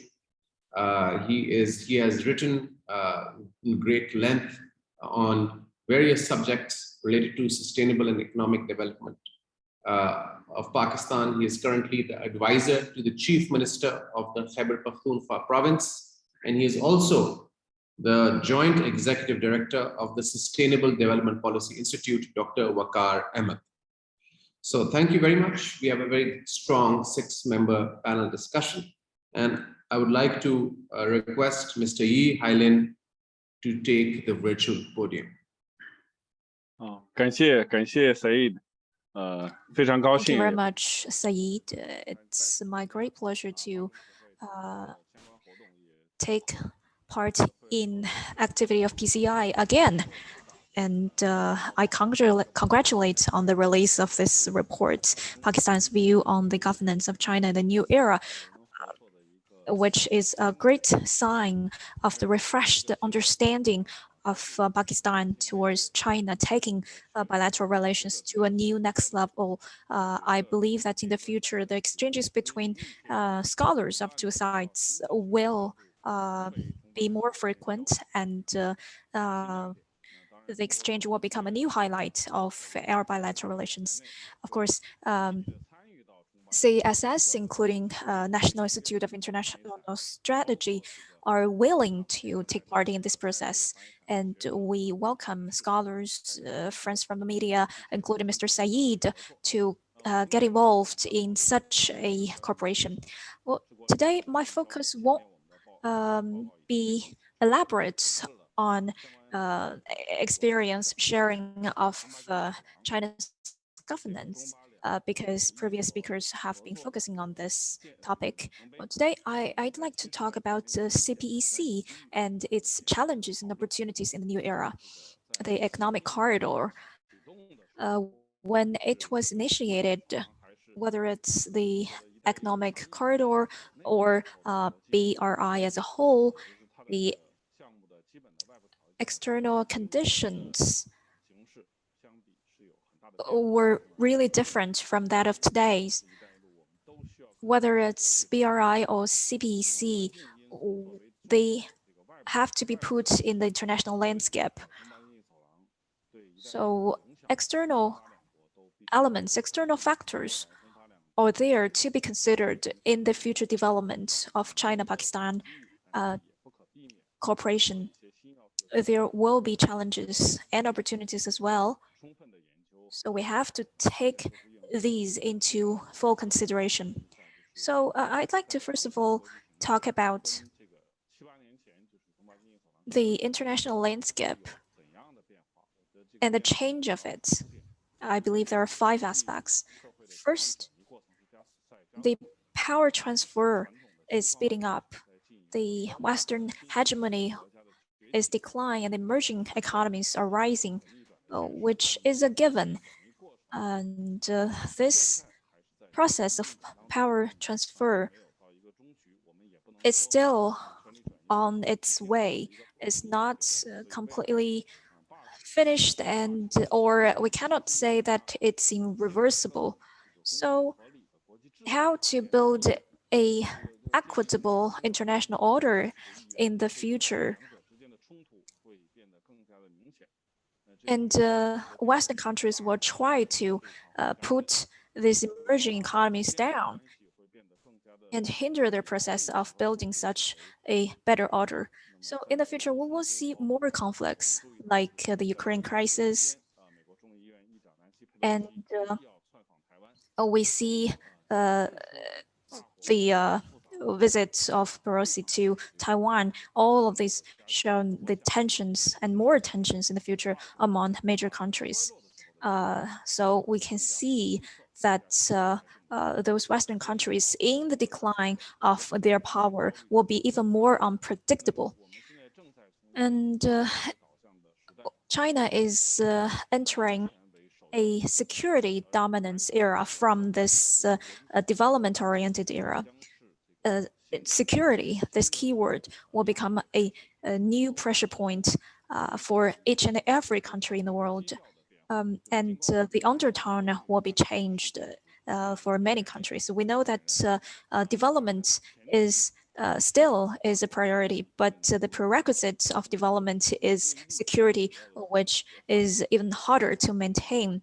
So the international attention has been shifted from development towards security, which can exert a negative influence on regional peace. And we see the restructuring of supply chain and industrial chain globally. This value chain has been shifted from globalization to a regionalized trend.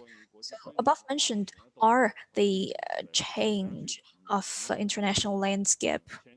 And in previous years, we see the trade war, trade conflicts between China and US. And today we see the conflicts between the United States and NATO countries and Russia. We can feel firsthand the war on international orders and the power battle among major countries. So from these observations, we can draw a conclusion. Regional corporations and the vision of regional corporations, the external conditions are changing. We cannot say that landscape is changing in essence, but this transformation has challenged traditional ways. First is the struggle between security and development.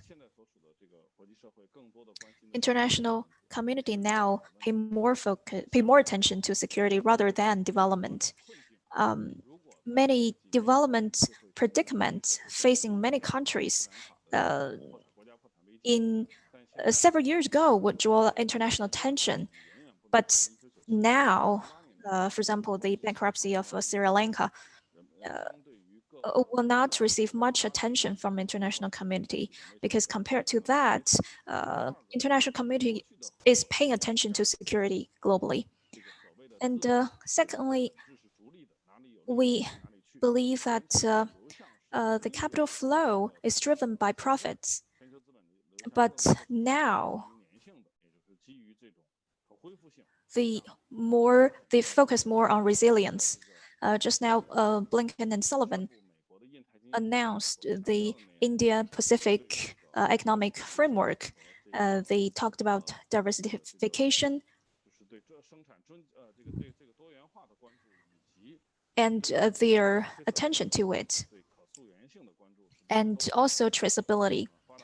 Well, these two features have shown that developed countries are concerned about their not dominance on industrial chains. They'd like to take some non-economic and non-market measures to make sure that their hegemony continues in the future, which has led to an increase of tensions in international trade and marketization. We see that in Asia Pacific, and deeper integration of regional cooperation like APEC and RCEP. Of course, we are making progress in these regional integration initiatives,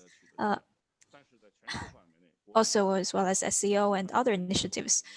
But we also see conflicts among regions. And lastly, is the global supply chains and the regional supply chains are competing with each other.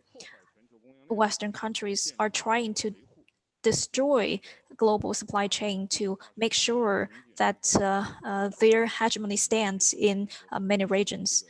For example, the chip alliance dominated by the United States, they not only try to dominate the high technology part, they also try to dominate raw materials and manufactured goods.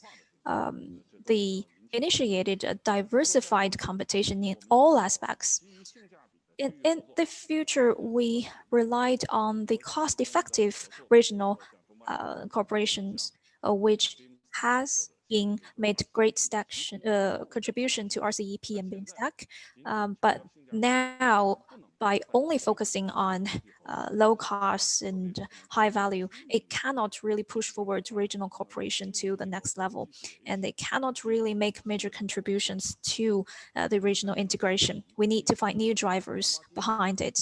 So against this backdrop, we need to redefine the scope and function of CPEC. CPEC used to focus on the economic functions of the two countries, which was limited within China and Pakistan, and the function was mainly economically, and the social aspects, cultural aspects, and political aspects were just a small part of it. But currently, based on the new regional cooperation mood atmosphere, I believe it should be redefined. CPECs being crucial to the two countries, but it is not everything for the bilateral relations. Bilateral relations is more extensive and comprehensive than CPEC, including cooperation in security, in the two sides' political cooperation in international affairs. So I don't think we should replace current China-Pakistan cooperation with CPEC. So we have to make clear the relationship between CPEC and bilateral relations. And secondly, CPEC cannot be restricted within the two countries. I believe it is a framework between different parts of Asia. It will not only benefit the two countries, but it will benefit countries on Eurasia as a whole. So when we reshape the economic structure of Eurasia, CPEC will play a major role in this process of reshaping. So I think we should pay more focus to its future potentials. Oh, well, in talking about opportunities and challenges, three opportunities. First, political and economic situations changing. We see that as CPEC is progressing, unlike many other regions, this region are not affected by some negative factors like Afghanistan. Afghanistan's calling for a stability to solving of the problems. I believe the stability of Afghanistan is going to be crucial for CPEC. And the second part, the crude oil, raw materials, and major commodities, their importance being on the rise, especially after the Ukraine crisis. To the current industrial structure, the importance of some preliminary goods are on the rise, which is good. And the third, CPEC's already achieved many fruits. Well, these will make sure a healthy development of CPEC. So I think these two parts are crucial, but we are still facing with many challenges. Again, three parts. First is we are going to face more interference, especially from the US and India, on which I will not expound, but I'm sure that we are fully aware of the risks. And second, as many of us have expressed this wish to have face-to-face meetings as soon as possible, because for me it is the same. I haven't been to Pakistan for 3 years. It was never. This has never happened in my close to 20 years of experience of engagement with Pakistan. And third, we must fully take into consideration the possible weakening elements of the CPEC, leading to a negative effect that the CPEC is everything between China and Pakistan, and that if something is not included in the CPEC, it is not important enough. So I think we shouldn't omit or neglect the existing channels, such as people-to-people channels between Pakistan and China. So my conclusions. First is for a sound development between the CPEC. I think first thing we should hold the helm steady.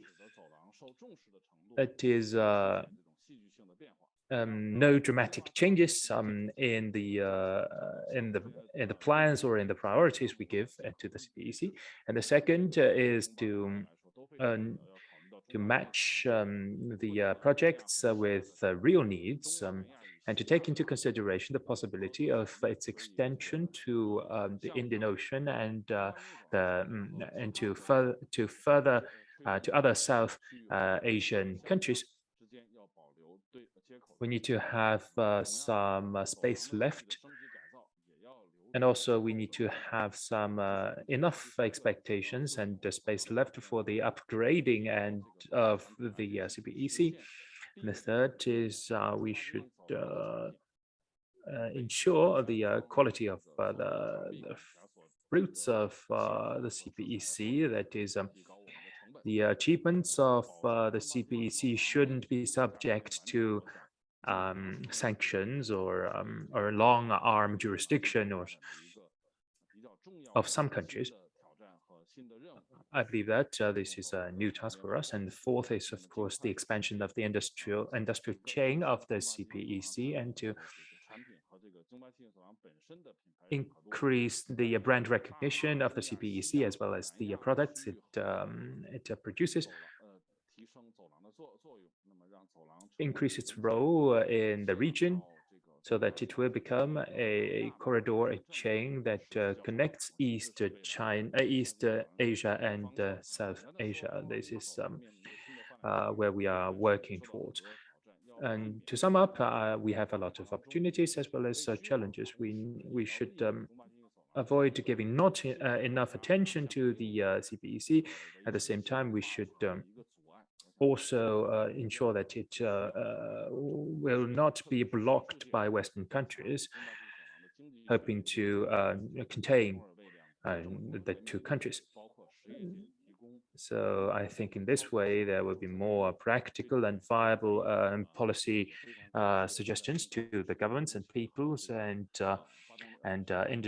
enterprises. Thank you very much for the PCI and ACCWS for giving me these opportunities. I look forward to criticism and comments. I look forward to meeting you in person, both my brothers and friends, old and new. Thank you. Thank you, my dear friend, Mr. Ye Hailin, for your elaborate speech. You've made some interesting points. I agree with you that the East is gradually, as we are witnessing, replacing the West. And the economy is shifting from the West to the East. And reminds me of The Clash of Civilizations by Samuel Huntington, where he says that the US foreign policy always requires an enemy. Before it was Soviet Russia, then it was the so-called Islamic threat, and now it is the People's Republic of China. And in order to retain its dominance and resist the natural evolution of the return of the power rather to the East as it was 5,000 years ago, we see that information warfare and economic warfare is being used. And I just wanted to mention something very interesting, which was not widely reported in the media like it should have. The leak of Hillary Clinton's email, which was reported, which was in the news about 10 days ago, but in some newspapers. And you can actually read the emails of why Libya was invaded. Because Gaddafi, the leader of Libya, had planned to shift the currency to a gold-based currency and make a United States of Africa. And in the emails of Hillary Clinton's exchange, it was stated with the counterparts that it is very important that this should be stopped because the influence in Africa of the West will be greatly diminished. And Macron, the then president of France, decided to jump into this as well because the Francophone countries like Libya, their influence, the French influence, and the currency was also linked with the French currency and underwritten by because previously French-speaking countries and ex-French colonies. So he decided to also intervene and assist the United States by sending the French military along with the US military to make sure this does not happen, because Gaddafi was planning to shift it to a gold-based currency. So this is what is done and what international rules are contravened to retain influence. But it is justified very well because of excellent publicity strategy, excellent information strategy. So there's intervention on the basis of realpolitik, but it is justified on the basis of principles. And the story that is sold is that we have saved the world and saved the poor people from a dictator. So information warfare is something that is very important, and the global South, I think we really need to learn and upgrade our strategy. And just one thing, I don't want to take too much time. You said CPEC and Afghanistan and the region will benefit. I totally agree with you. But very frankly, Mr. Yehalen, I think that firstly, we must deliver further fruits within the SEZs in Pakistan, which is the second phase of CPEC. There is a SEZ the Chinese have set up in Sihanoukville in Cambodia. It is exporting over $300 million annually. Two SEZs in Ethiopia set up under the BRI are exporting $150 million and $180 million annually and respectively. So our SEZs, we need more policy consistency and continuity, and we should have more output of what we are exporting from these SEZs and consolidate the China-Pakistan economic corridor bilaterally before we think of going outside of Pakistan-China cooperation for CPEC. I think the first phase was very successful. I think the second phase of SEZs, I think needs to be further consolidated. I would now like to ask Mr. Sultan Hali for his remarks. Thank you. Thank you very much, Mustafa. One is at a disadvantage following, you see, great luminaries and excellencies who have spoken before me, because most of the pearls of wisdom have already been cast. But anyway, let me, you see, spare you the agony of listening to a long-winded speech, because I could go on and on. It has been 48 years since I've been visiting China, and I'm a virtual eyewitness to the development of China. And the result, of course, is my 7 books, one of which has been translated into Chinese. But I will share with you a PowerPoint presentation in which through bullet points, I will, you see, cover some of the points, although a few of them are a repetition of what has already been said.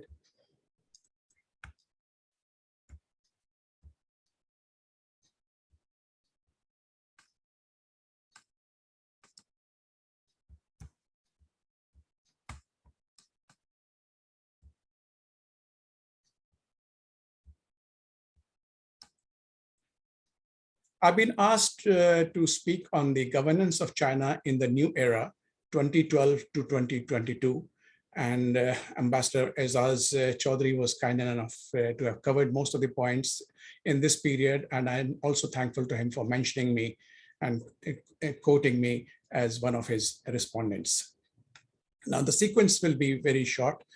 I will talk about the 18th National Congress and also the 4 comprehensives of Xi Jinping, major achievements of governance, the governance of China, Xi Jinping thought on socialism with Chinese characteristics in a new era, and conclusion. Now, Napoleon Bonaparte, the great emperor who was in the 18th century, had once remarked, "Let China sleep, for when she wakes, she will shake the world." Now, this was very ominous because he knew that the 5,000 years old, what you call China, which has an ancient history of civilization, was put into a deep slumber by the West, who happened to let it run through nearly 100 years of ignominy. And what has happened is that China has woken up. It is shaking the world, but not in the manner in which Napoleon Bonaparte had imagined, but through development, through progress. And obviously, this is also raising eyebrows.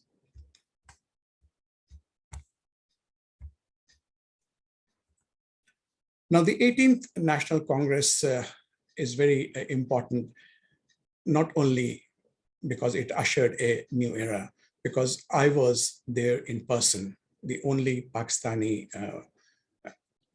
observer, or shall we say, analyst, to have been invited to witness this.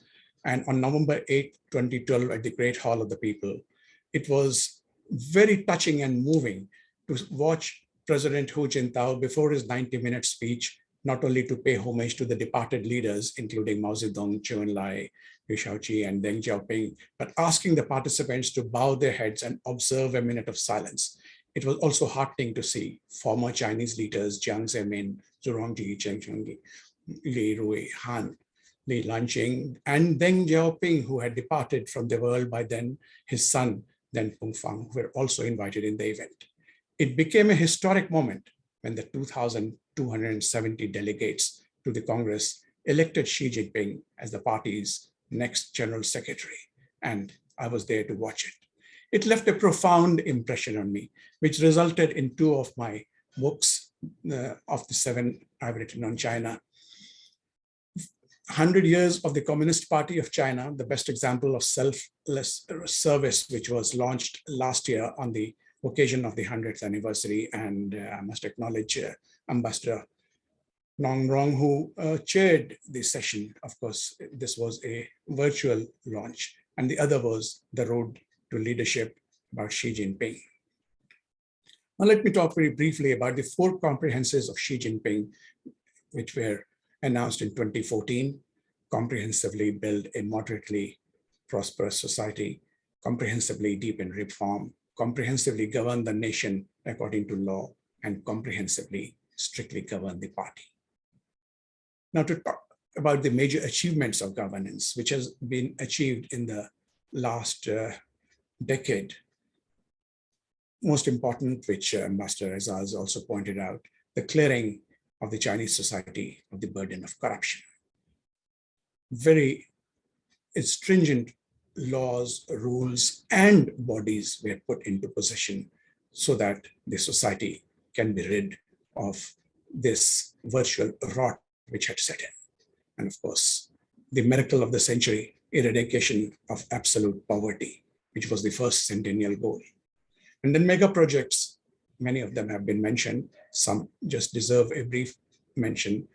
The National Development Bank, the BRICS Bank rather, which has been renamed, the AIIB, and of course the BRI, which has been talked about very comprehensively.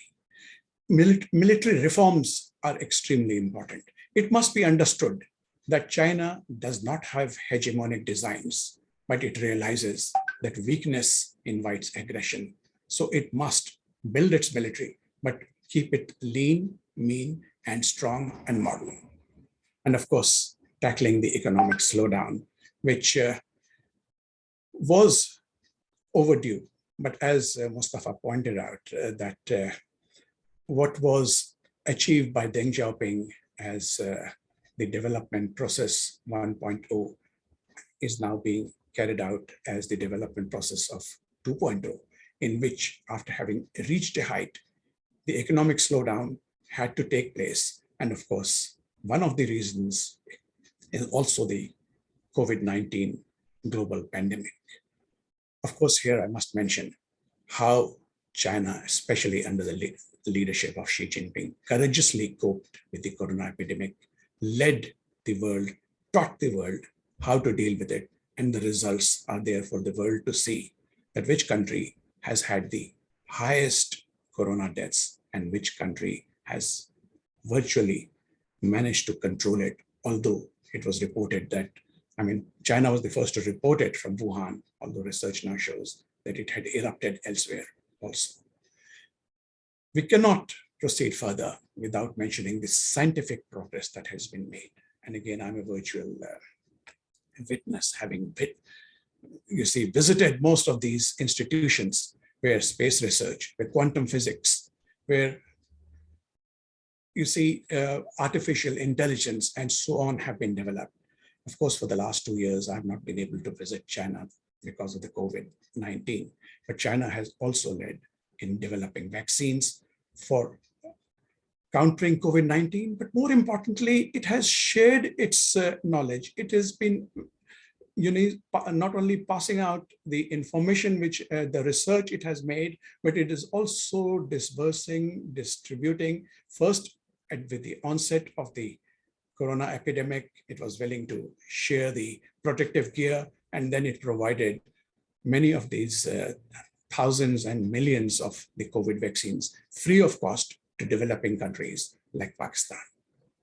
Of course, the efforts to restore world peace, despite provocations, some of which has been mentioned, and today is an ominous day.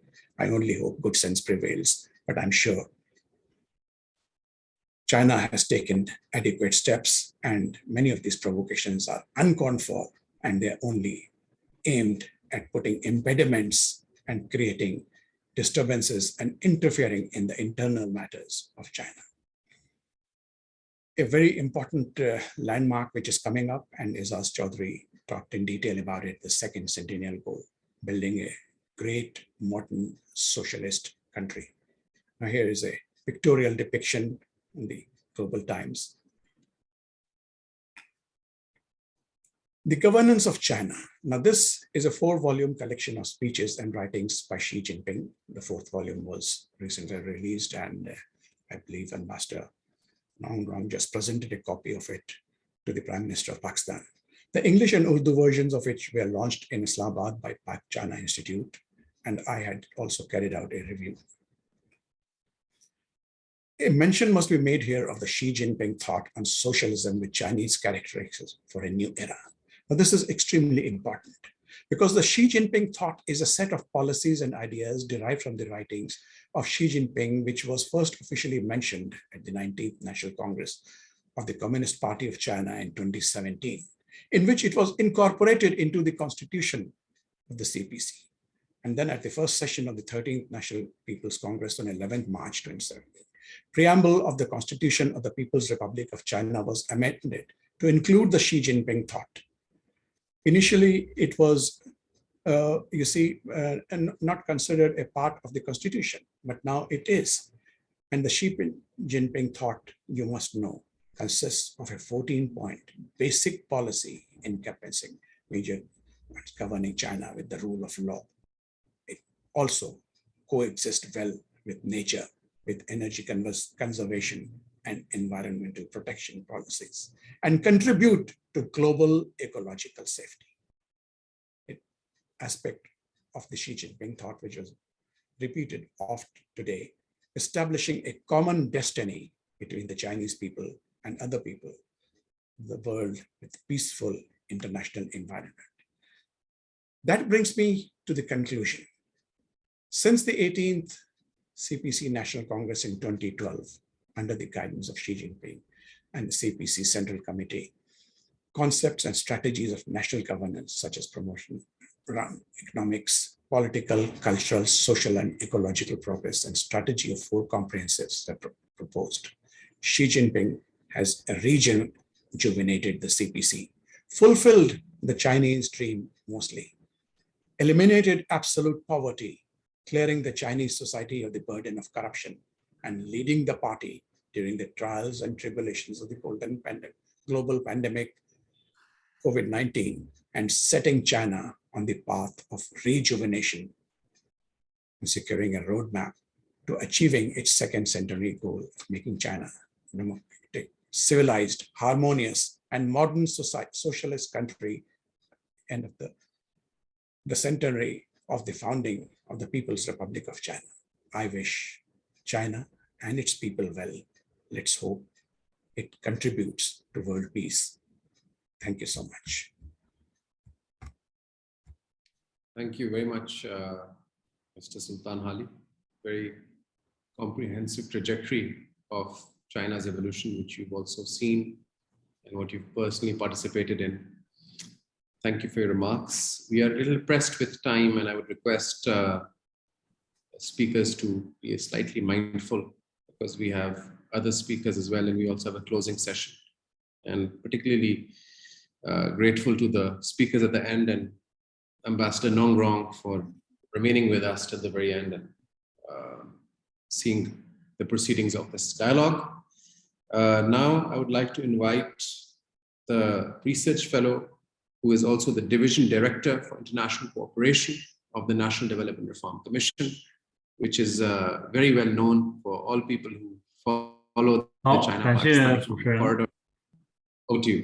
尊敬的农农大使、大明局长， Your Excellency Ambassador Nongrong, Your Excellency Mujahid Hossain, distinguished guests, ladies and gentlemen, good afternoon.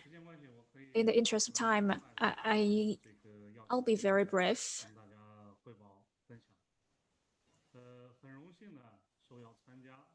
I'm greatly honored to be invited on this dialogue.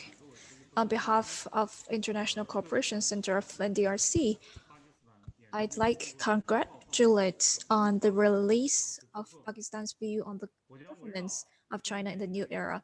I'd like to be themed around the three aspects of BRI and China's cooperation with Pakistan. I also wish to hear your feedbacks on my views. First, bilateral trade relations with two countries are very successful. According to President Xi Jinping, China and Pakistan are all-weather partners. Concerning the core issues of our two countries, we've been supporting each other in the past 70 years. We've withstood the vicissitudes of international challenges, and in the face of COVID-19, China and Pakistan have been holding each other's hands and helping each other, and the hardcore friendships being taken to the next level. Ever since the 1950s, the two countries have established the trade relations, and cooperation in this area has been very fruitful. Ever since January in 2020, we've initiated the second stage of the free trade agreement. And 70% of our goods enjoy zero tariff, which has further expanded the opening between our two countries. In the end of 2021, the trade volume has reached 27 billion US dollars, an increase of 9%. And export to Pakistan was 24 billion US dollars, an increase of 50%.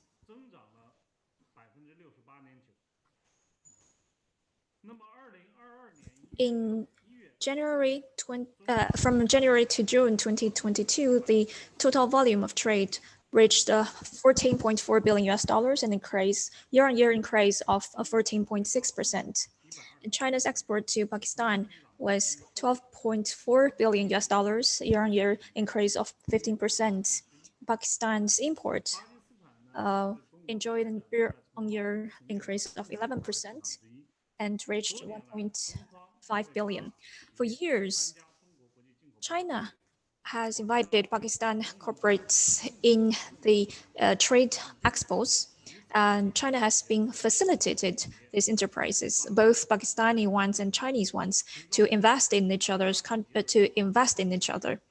And Chinese enterprises in Pakistan, according to the statistics, from July in 2021 to May in 2022, China has the biggest FDI figure to Pakistan, 373 million, and Hong Kong's FDI to Pakistan was 171 million US dollars. And the fruits of BRIs being really obvious, there are several aspects I'd like to share with you. First, the construction of corridor has changed the energy shortage of Pakistan and the shortage of infrastructure. including Gwadar Port, Lahore Trail, and also the upgrading of roads. And there are many transport infrastructure that are promoting Pakistani economic development. In demonstrating China's development philosophy, we say that good roads, good high-speed ways are the prerequisite to poverty alleviation. So, sorry, but the connection is not really good. We cannot hear the speaker now.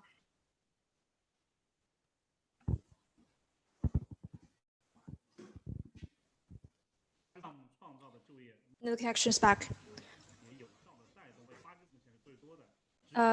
And also, China has created more than 27,000 jobs. And the Karachi high-speed way has created jobs of over 10,000.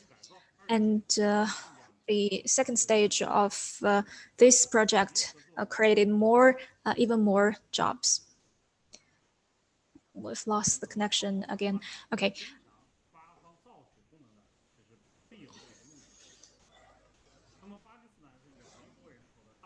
Pakistan is a country with a big population of over 200 million. So industrialization is crucial. In the past few years, corridor development has helped its agriculture development and industrialization development. And these are the two focus points: industrialization and agriculture. And thirdly, the all-round and pragmatic cooperation has a big future. In regional cooperation and development, we agree each other and we resonate with each other. International Cooperation Center of NDRC is a think tank as well.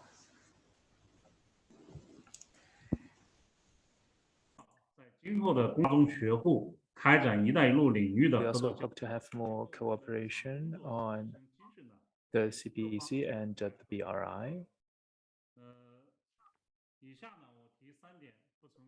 I also have three suggestions. First is further expand cooperation on industrial investment.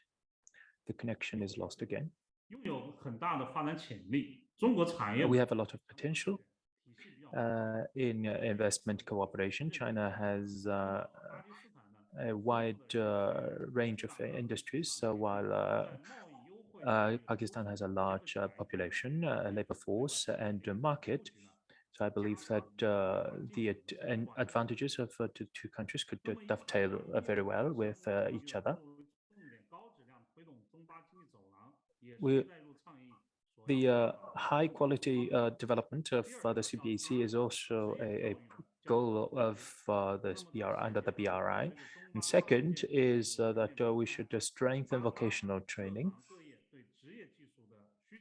There's a lot of requirement of skilled labor in Pakistan now that construction has taken place and sped up. So I believe that going forward, we should have more cooperation in vocational training to train the skilled labor that are well fitted for high-tech advanced jobs nowadays.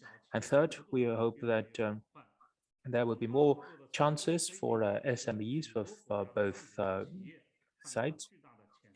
The CPEC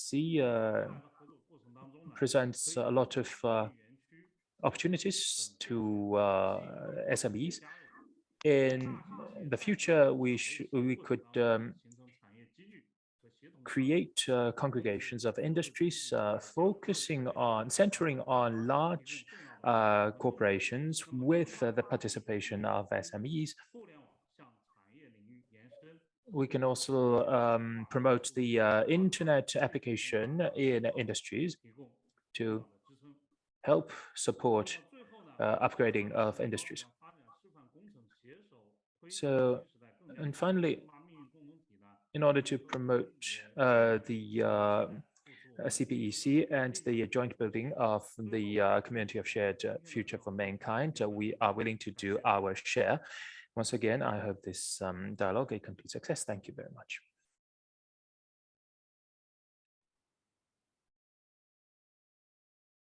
Thank you very much, Mr. Zhang, for your elaborate remarks. And thank you for National Development Reform Commission of playing a very pivotal role in Pakistan's economic progress and development. And we look forward to seeing you either in China or Pakistan once the pandemic permits.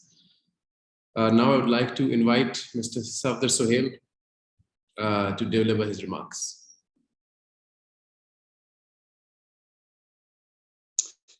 Thank you very much, Your Excellencies, Shahid Saab and other colleagues. It's good to be present here at the gathering of think tanks. Good to see many colleagues from the Chinese Embassy and NDRC. I was directly interacting with the NDRC and made many friends there, working with the Chinese Embassy also directly when I was directly dealing with CPAC.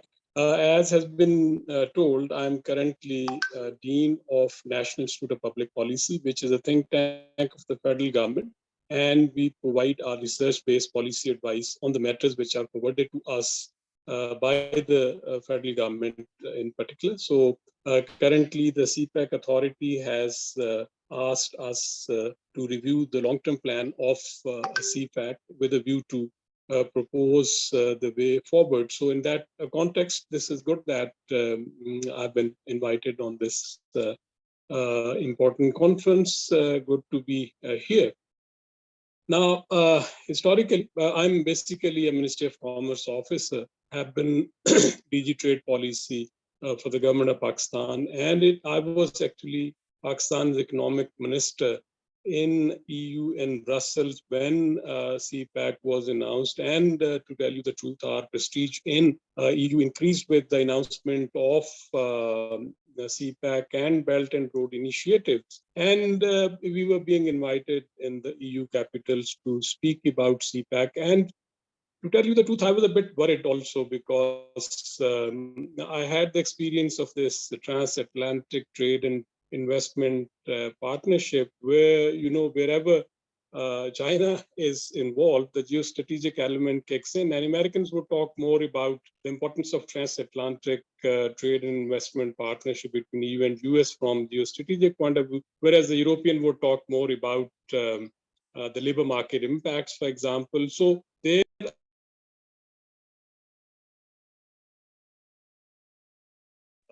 the geostrategic interest, CPAC would create a hype, of course, but then would also create problems. So when I was invited by the then planning minister, who was again incidentally the planning minister from Brussels, to come and establish the CPAC Center of Excellence, which I did, I was the founding executive director. I took it CPAC as a roadmap of deeper trade and investment integration, assisted by three advantages that Chinese offered, put on the table. That's financing, technology, and project implementation capacity. And then, of course, there was a strong desire on the Pakistan side to transform the strategic partnership that Pakistan always had with China, which have been talked about today, also into a broader strategic economic development partnership, which is today my topic. So once we established the CPAC Center of Excellence, I was given the CPAC long-term plan, which was prepared by China Development Bank on behalf of the both governments, which was NDRC in June 2015. So on the Pakistan side, we had not done the consultations for the long-term plan. So I led the consultations and led the negotiations on CPAC long-term plan, first in August 2016 with our colleagues from NDRC. And then during the 6th GMC, I was the lead negotiator on the long-term plan. And also I was the first convener of the Joint Working Group on Industrial Cooperation. So I had the honor and the pleasure of representing Pakistan on these two aspects, that's the long-term plan and industrial cooperation, and carrying out the consultation on the Pakistan side. So now in the given time that we have a couple of minutes, what I would like to say is that there was always a strategy behind the ambition of CPAC of transforming a geostrategic relation, one would say, into a broad-based economic development partnership. And that strategy we can see in the division of CPAC into early harvest and a long-term plan.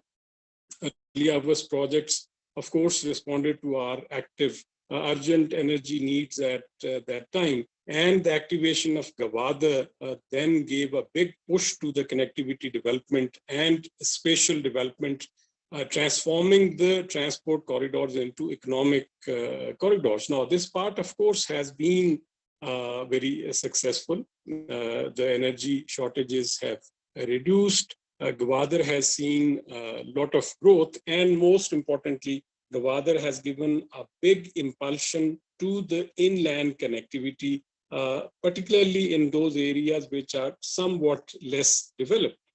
However, I personally feel that the strategic focus and thrust in the case of CPAC long-term plan is somehow weakened. And I'll touch upon the governance aspect on that also. So before this August gathering, I would like to explain briefly that what makes me think that the strategic focus and thrust in the case of CPAC long-term plan is somehow weakened. Now, if I remember, and we all recall President Xi Jinping's visit to Pakistan, where he talked about 1+4. One core, of course, is CPAC, and then we have energy, then we have port and communication infrastructure, and the industrial development cooperation. Now, 1+4, energy, port and communication infrastructure, industrial cooperation. Now, industrial cooperation is at the heart of it because the other three are the enablers. So in that context, the central importance in the vision was that of economic development. And if we look at the long-term plan, the very first chapter, which is a very long chapter, that is the spatial development of underdeveloped areas under a unified framework of industrial and urban development. And it's here that the Chinese side shared its experience of bringing development from east to the west. But in case of Pakistan, this spatial development, which needed a strong state push from both sides, did not take place. The governance problem is that the spatial development, which would involve the transformation of transport corridor into economic corridors, involves the creation of new growth nodes in the form of cities on the new routes which have been constructed, where you would also have the SEZs. Now, the first problem is that we have federal structure. So we have local governments, we have provincial governments, and we have then the federal government. And the second problem that we had was that the industrial development got disconnected from the spatial development when it was decided that the SEZs, location of SEZs would be decided by the provinces. And the provinces then had their own vision of the location of SEZs. I actually was myself the one who proposed to my colleague, Mr. Lee, who was Deputy DG NDRC in 2016, in August 2016, to change the name of the erstwhile Joint Working Group from the Joint Working Group on Industrial Park to the Joint Working Group on Industrial Cooperation, suggesting that industrial cooperation does not only need industrial parks, it needs much more. But that was the vision of a joint working group on industrial cooperation for the long term, which would take care of all the aspects. But what happened is that gradually we have come back to the industrial parks all the energy and focus of BOI and other instances is on that. And there, due to lack of a template, due to lack of a financing plan, we do not see much of the progress. So we dissociated the development of industry SEZs from the spatial development. And then when it came to the development of SEZs, we were not successful in bringing on the table a workable template and the financing plan. Now, the second major problem, if you ask me towards the end, that to reactivate, one would say, the long-term plan, we are using the word second phase these days. But for me, early harvest, and then this was the long-term plan, which had three phases. That was 2015 to 20, 20 to 25, and 25 to 2030. Now, there, if you look at the long-term plan, there were 7 pillars. That is spatial development, industrial parks, ICT, these three. This is national jurisdiction. And then we had tourism, coastal tourism, agriculture, and water resource management. And then 7th was the financing, which was the cross-cutting. Now, if you look at the cluster of these three pillars, that is agriculture, coastal tourism, and water resource management, these are provincial subjects. And this was through these three pillars that the social development of Pakistan's relatively less developed regions was to come. Now, here we have not done well at all. First of all, in the final long-term plan document, which was adopted in November 2017, water resource management was taken out.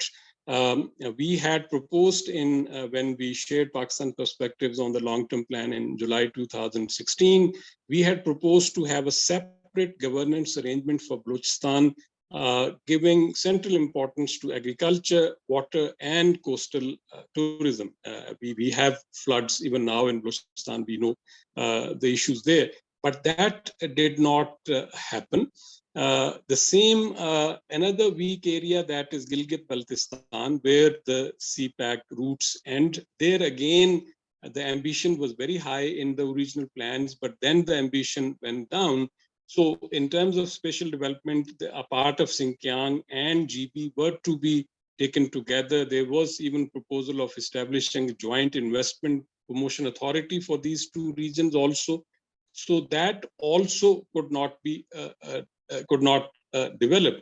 So there, what I would suggest at the end is that we need to revisit the current governance apparatus, that is through the joint working groups. We have 11 joint working groups, which means we have a lot of scatter, if you may call it.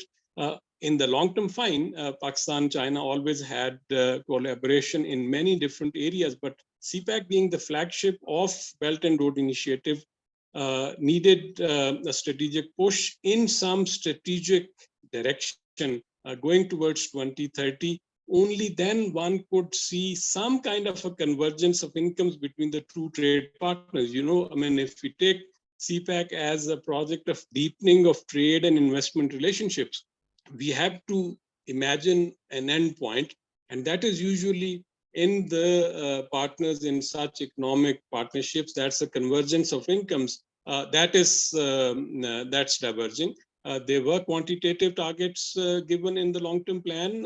We are no more talking about those plans nor about the qualitative plans. So I fear that if we do not give a big strategic push to CPAC, what is happening right now in the form of these 11 joint working groups, we are back to the pre-CPAC collaboration between China and Pakistan, which is very well, which has its own future.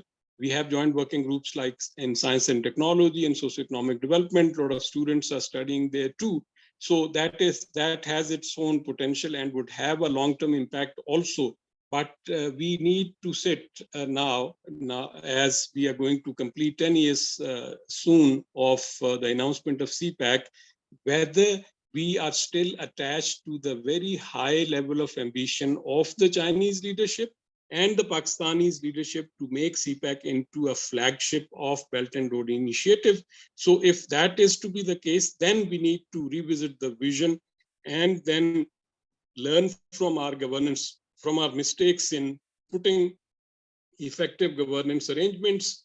In the long term, we all know that there is no mechanism of financing at all there, as we had in the early harvest projects. So I would suggest that we need to be a bit more candid. We should put in, not in the public, not in the streets, but in the closed door meetings. We should frankly discuss the issues on the Pakistan side. There would be many on the Pakistan side in terms of governance. We have our own weaknesses. Chinese have been very generous in bringing their own advantages on the table.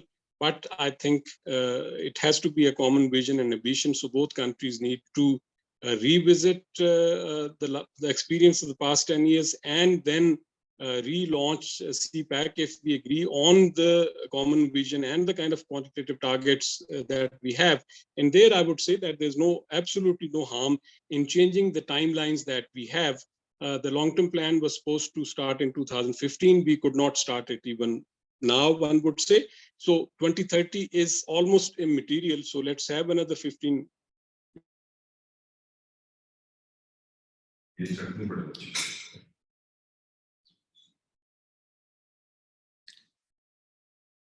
Thank you very much, Mr. Dr. Safdar Sohail.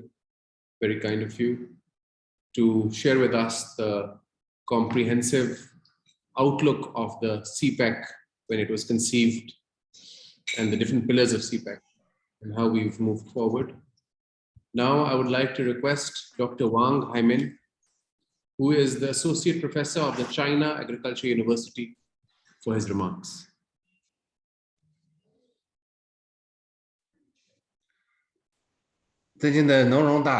Distinguished Mr.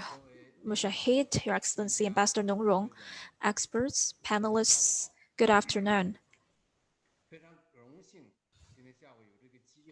It's my great honor to take this opportunity and to share with you some of our researchers. The experience of poverty alleviation of China is a public good. To promote such a public good answers the demand of developing countries, and it is exactly what we've been doing. Especially targeted poverty alleviation has been well received by many developing countries. In the process of China-Pakistan cooperation, commissioned by China Poverty Alleviation Center, we've done research on the studies of China-Pakistan poverty alleviation. So my sharing will be themed around this report. I've got several slides that I'd like to share with you.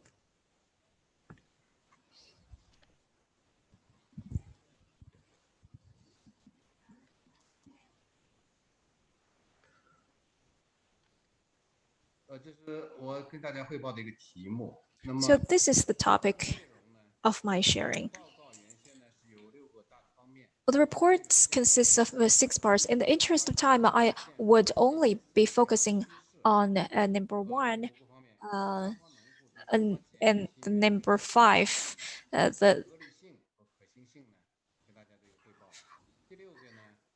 And this chapter number 6, mainly the tendency of poverty alleviation in Pakistan and some suggestions on poverty alleviation in Pakistan. We know that in 2018, Pakistan had a population of 212 million. And last year, 225 million. It is the 5th population in the world. And the poverty rate was 24.3%. That means that 1 in 5 live in poverty. And multidimensional poverty rate was 30%. Well, that was before COVID-19. The statistic from World Bank noticed that during COVID-19, the poverty rate rose from 4.4% to 5.4%, an increase of 1 percentage point. There are three features of Pakistan's poverty. The first is that poverty is prevailing in Pakistan. It is not like China because poverty only hits the landlocked area. Well, in Pakistan, except for major countries, other countries, except for major provinces and cities, other regions are all suffering from poverty. And the second is that an uneven spread distribution of poor population among the 4 provinces of the country. The remote Balochistan province has a high increase of multidimensional poverty. And the multidimensional poverty population is 8.3 million. The lowest incidence of multidimensional poverty rate is 25%. So the region has a large population, about 52.2% of the total population. So we can see the third feature is that there is a great gap between the region and country areas. The rural poverty rate was about 30%, nearly twice of the occurrence of city poverty rate. We can see that here in 2018, the rate was 3.6%, but now, due to COVID-19, an increase of 2 percentage points to 5.4%. Well, the life expectancy in 2020 was 67 years old. And the population, as you can see the figures right here, the growth rate of population is very high. In most years, exceeds 2%, but in 2021, it is slightly below 2%, the population growth rate. So there are major factors are as follows. The first is called elite capture, which means Pakistan's economic development system leads to the capture of social resources by elites with a Gini coefficient of more than 42%. The second, Pakistan's economic growth is weak, and the economic growth rate were below 5% in most years after 1990. And the third one is a core factor that is geopolitical factors such as anti-terrorism wars and border conflicts have forced the military spending to increase, squeezing the share of financial expenditure in economic and social development. Fourth, the labor participation rates are low and unemployment rates are high.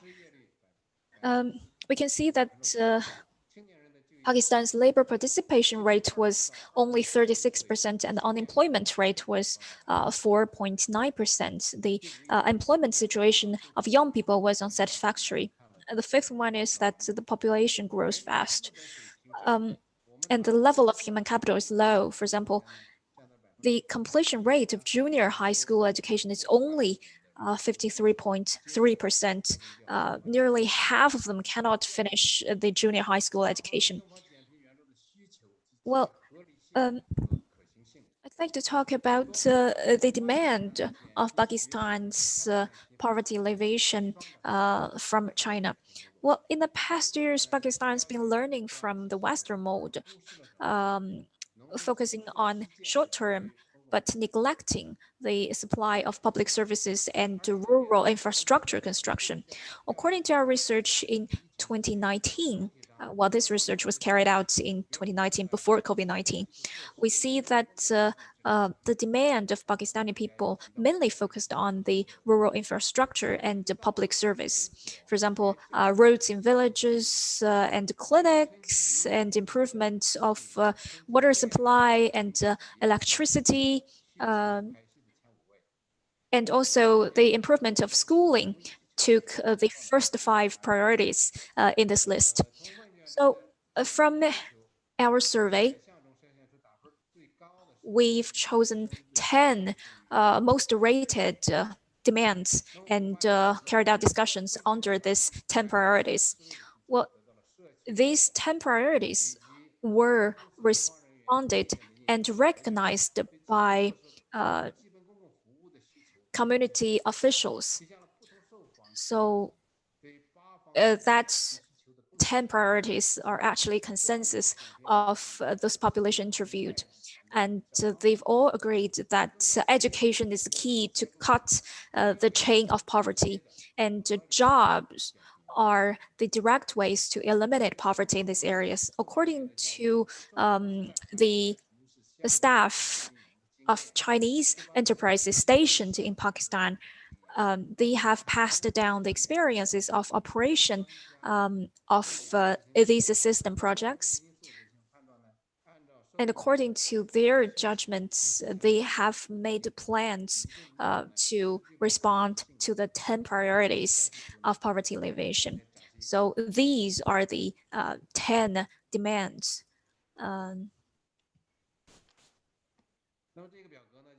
From this graph, we can see that these are carried out by Agriculture University and another university in Pakistan, a joint research.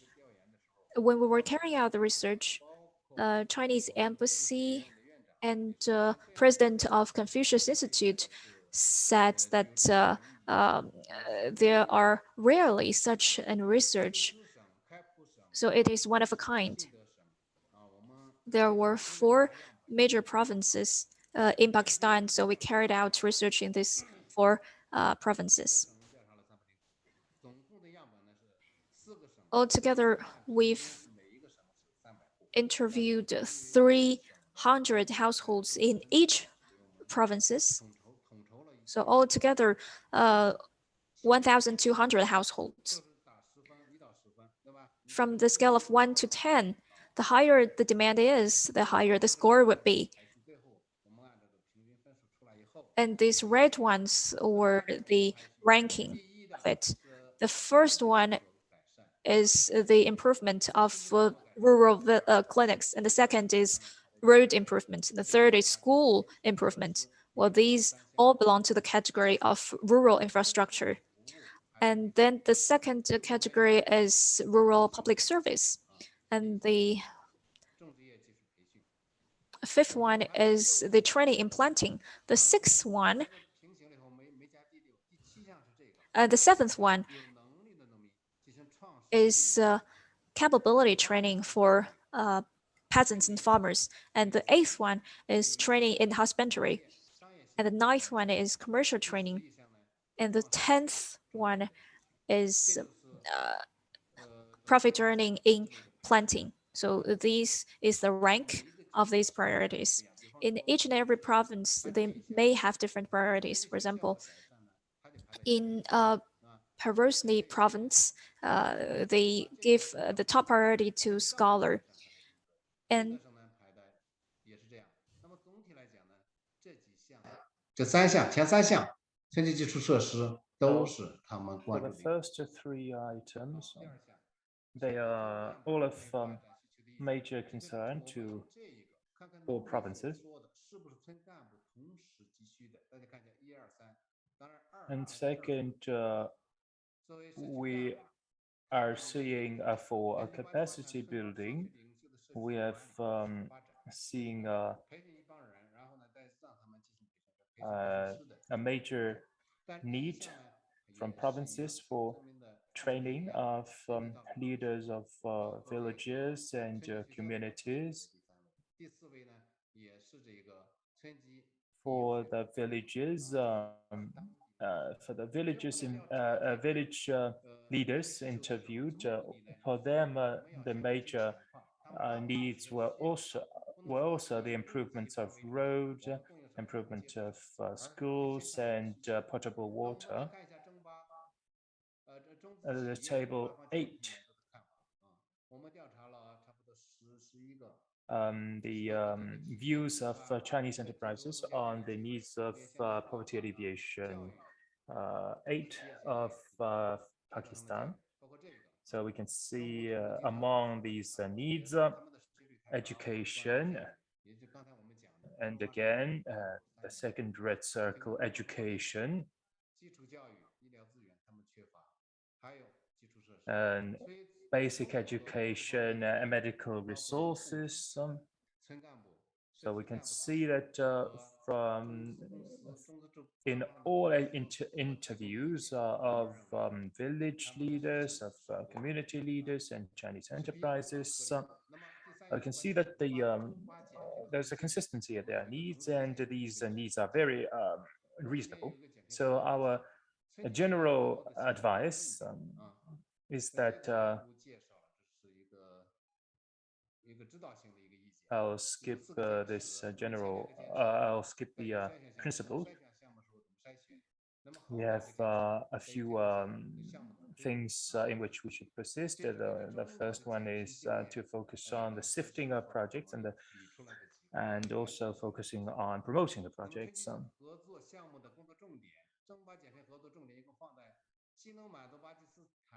So the priority of our poverty alleviation cooperation should be on satisfying the needs of village households in Pakistan in the infrastructure, public service infrastructure, and capacity building for villages.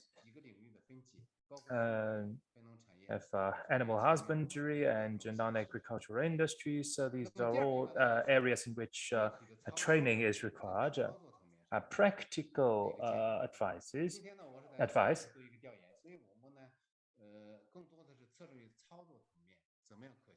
So what projects to choose and where to locate these projects.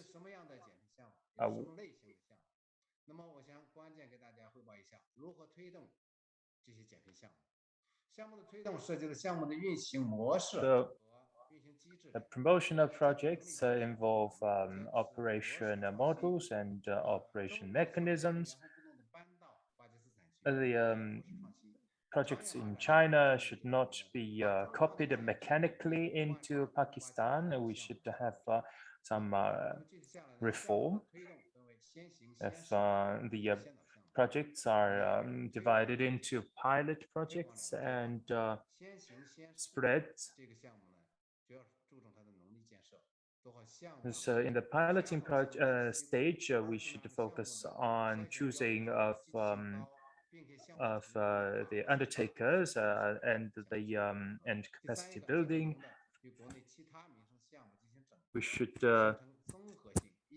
try to integrate with other projects in Pakistan to form a comprehensive and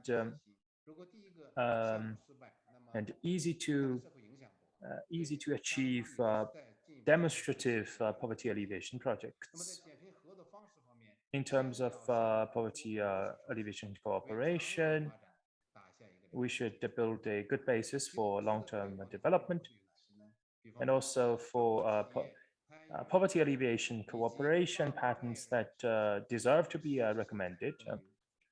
I believe that we need to have substantial participation of Pakistani professionals and creditable international organizations, including those of the UN where necessary, and adopt a method of integration that could bring out the inherent motivation of poverty-stricken rural households. For example, projects to solve the problem of the last kilometer in the connectivity. And second is people's livelihoods. And second, funding. There are some models in China's poverty alleviation campaign that could be drawn upon.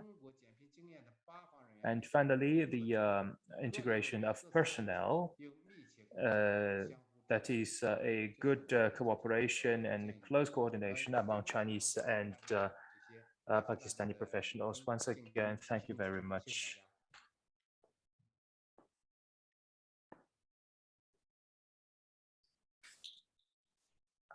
Thank you very much, Dr. Wang Hemin, for your very comprehensive study that you've done in Pakistan. It was quite enlightening. I would also request if you can share this study with us in an English version for us to learn more and study it more deeply. And welcome to Pakistan again, and conduct more studies, and we would love to cooperate with you in the future. Truly impressive study. And now I would like to ask Dr. Waqar Ahmed, the Joint Executive Director of the Sustainable Development Policy Institute, a renowned economist and poverty alleviation expert, to deliver his remarks. Over to you, Dr. Saab. Thank you, Mr. Mustafa Haider Sayyid Saab, for this opportunity. I'm also thankful to the opening session leads, Senator Mushahid Hussain Sayyid Saab, Ambassador Nong Rong, Excellency Gao and Ming, and other keynote speakers for really setting the stage for this important discussion. I would like to join others in congratulating the research team on this very comprehensive report and the timely messages. The work that we do at the Sustainable Development Policy Institute aims at timely action towards the Sustainable Development Goals and bringing the SDGs back on track so that the priority goals could be achieved within the stipulated time. And in our view, in our research, I think there are three main points which I would like to bring to the table today, very briefly. One, I think we learned from China the importance of community level governance. And Ambassador Aizaz Chaudhry Saab in his keynote has already informed how the Chinese poverty model is community driven, community based. And I think this is the first and foremost message for all developing economies, including Pakistan. Improvements to local level governance are the prerequisites and foundation stones for meso or macro level governance. We have too long, of course, ignored this tier, or let me say, have experimented with this local level tier. And as a result, even when this tier gets elected or is in office, we do see the weaknesses due to the lack of administrative and financial autonomy. So this is where I believe enabling the local tier to raise own source revenues and spending according to the will of the community is perhaps one of the most important experiences from China. While, of course, the local level political reform remains essential, Dr. Safdar Sohail also talked about the subnational and 18th Amendment related reforms. And of course, this takes time. However, our civil service could quickly learn how improvements to own source revenues with the help of communities could empower them further and bring about improvements to service delivery at a local level. Second point is that the Chinese poverty model teaches us that economic growth alone is not enough. Along the economic expansion alone may not also pull out millions out of the poverty trap.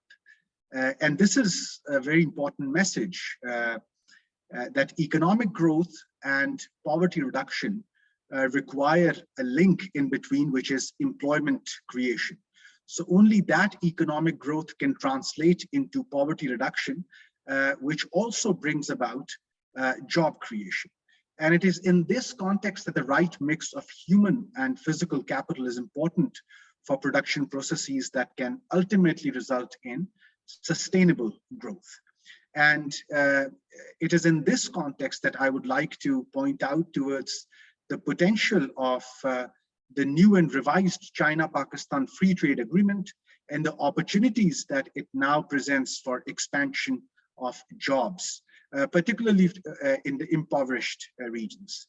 And going forward, one hopes that both countries will also agree on including the services sector in the free trade agreement.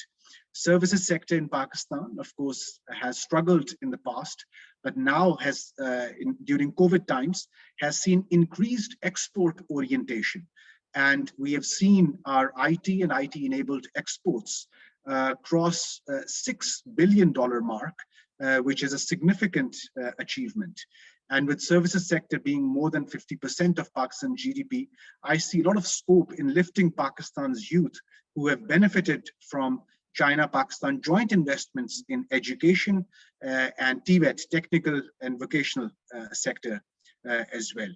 And this development has also resulted in unprecedented rise in the number of Pakistani startup firms, many of whom are now exploring business opportunities with Chinese counterparts, particularly in e-commerce and fintech sectors. My third point is with regards to the infrastructure endowments which have come about as a result of the first phase or early harvest of CPEC program. And we also, our institute also ran a survey lately, and we see that the populations in Balochistan, in Western KP, they see a lot of potential if the dividends of CPEC are shared with the Western neighbors of Pakistan, including going beyond that and the CIS economies.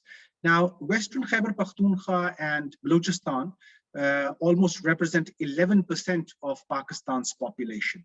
And a large part of this population, which is associated with transport, energy, storage, and warehousing sectors, sees a lot of gain if the infrastructure improvements which are coming about as a result of CPEC result into, for example, higher bilateral and transit trade with Afghanistan, going all the way up to Tajikistan and then beyond. And at the back end, the sectors which, or the firms who have reported potential gains include agricultural firms, processed food, and consumer durable firms from Pakistan. So we believe that Chinese poverty reduction and development model in general has a very comprehensive underpinning which focuses on pro-jobs growth, leading to, of course, gains which improve the export sectors, the competitive advantages of export sectors, which then can be, of course, shared with the Western neighbors of Pakistan. Now, China's poverty model also has one warning for the future developments in developing countries.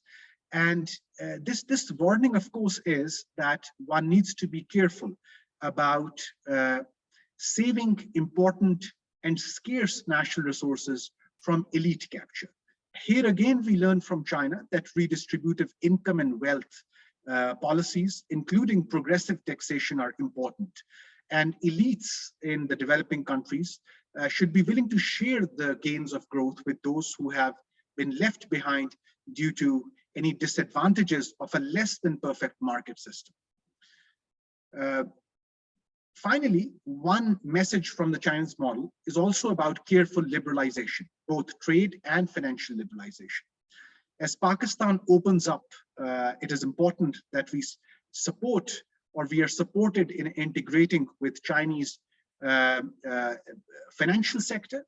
And on the retail side, a lot of those retail chains who are operating outside in the global arena. It is these financial and retail chains around the world which could really put Pakistan visible on the trade and finance map. This point is also linked to Mr. Mustafa Haider Sayyid's emphasis on the special economic zones. The output of these zones should find its way in the Chinese stores at home and abroad. Only then Pakistan, being a partner of China in the region, can reap benefits which the global economy presents. I once again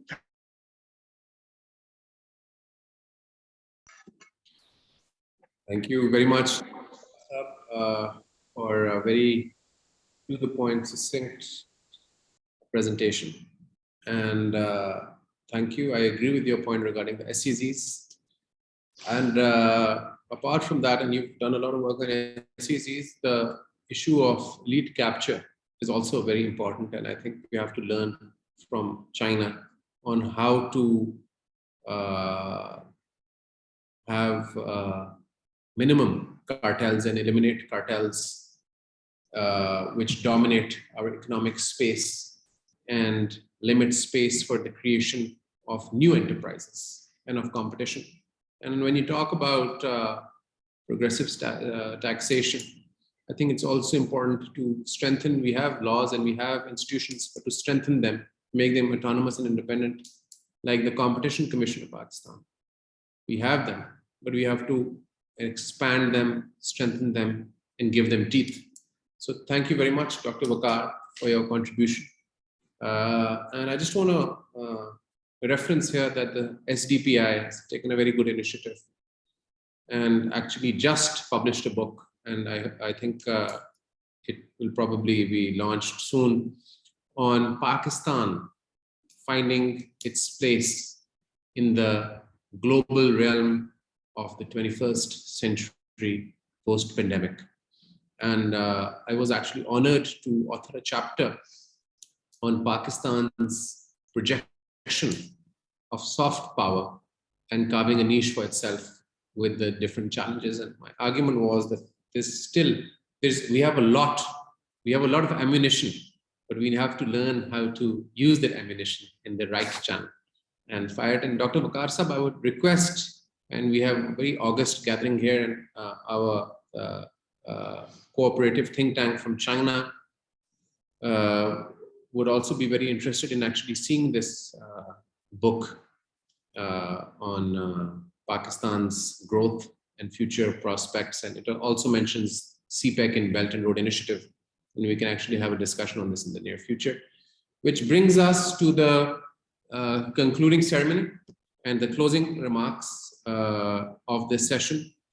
And I would like to invite Mr. Yu Yunchuan, President of the Academy of Contemporary China and World Studies.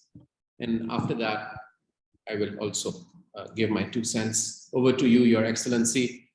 And again, congratulations to Mr. Yu Yunchuan for this very successful dialogue. And the Academy of Contemporary China and World Studies has been a pillar of strength for Pakistan-China Institute in think tank to think tank cooperation. Over to you, sir.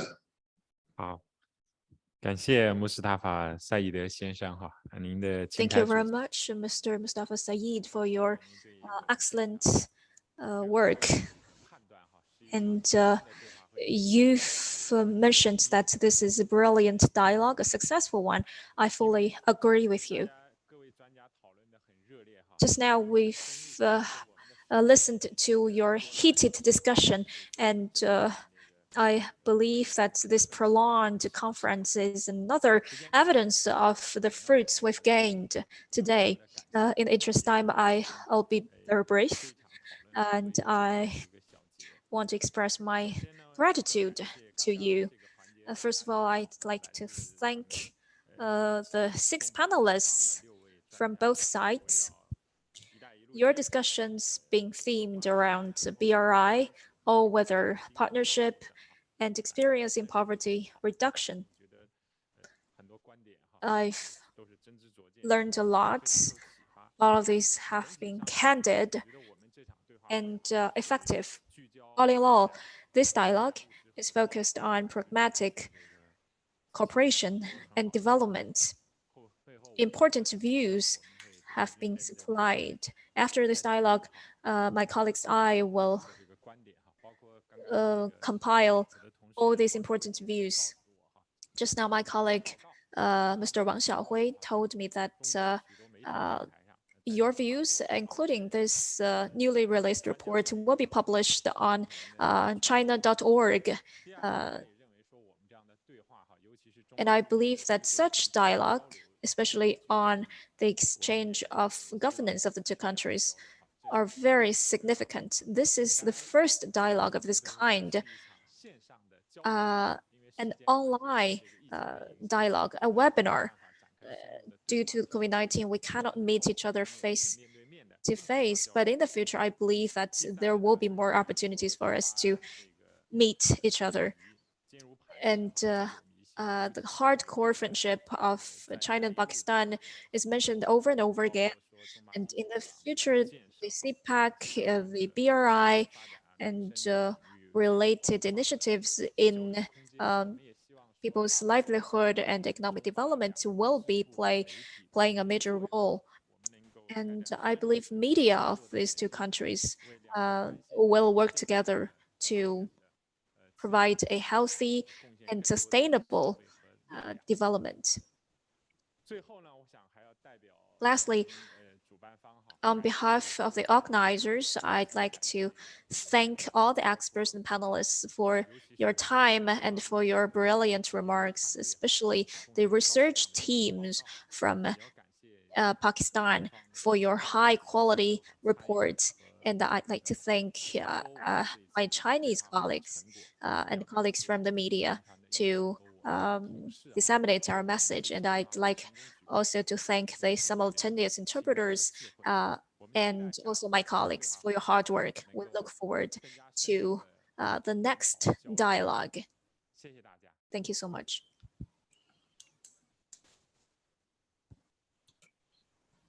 Thank you, my dear brother, Mr. Yun Chuan, for your appreciation. And I think I agree that our collective colleagues and teams have done a fantastic job.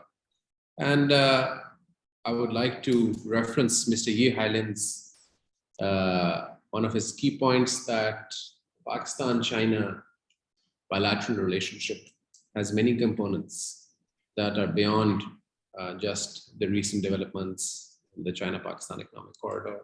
And one of them is people-to-people connectivity, which is actually the foundation and bedrock of the Pakistan-China friendship. And within that people-to-people connectivity, the role of think tanks is critical. And I think in today's day and age, where China and Pakistan have more intertwined and shared challenges and also shared interests, I think it's very important, and it is actually our, more than important, it's our responsibility as think tanks to play our role in articulating our shared interests and advising our respective peoples, governments, policymakers of how to navigate through this ever complex matrix of challenges in geopolitics. And I think that the State Council Information Office and the Academy of Contemporary China and World Studies and cooperation like ours is a pillar of this Pakistan-China friendship, where we can see in just this dialogue that we have a galaxy of eminent people from all walks of life. Former Foreign Secretary, who's the head of the ISSI, poverty alleviation, economic sustainable development expert like Dr. Wakar, Chinese experts, people from media, young youth, and writers and op-ed public intellectuals like Mr. Sultan Hali. So it's a fusion, and that is what Pakistan-China friendship is. It's a fusion of people from all walks of life, from the left to the right of the political spectrum. Everyone is on the same page when it comes to this relationship, and we must strengthen and reinforce this. And we really look forward to further joint collaboration. And we assure all present companies that we will continue to request your assistance and ask you to contribute in your scholarly ways that you have. And again, I would like to just lastly, again, say a big thank you to our elder, Ambassador Azaz Chaudhry, who has done a great contribution, which will be everlasting, inshallah, because once it's part of literature, it will be referenced by students, scholars, policymakers, and anyone who's interested in South Asia and international relations. So thank you very much. Thank you. Bye-bye. Bye-bye. Thank you very much.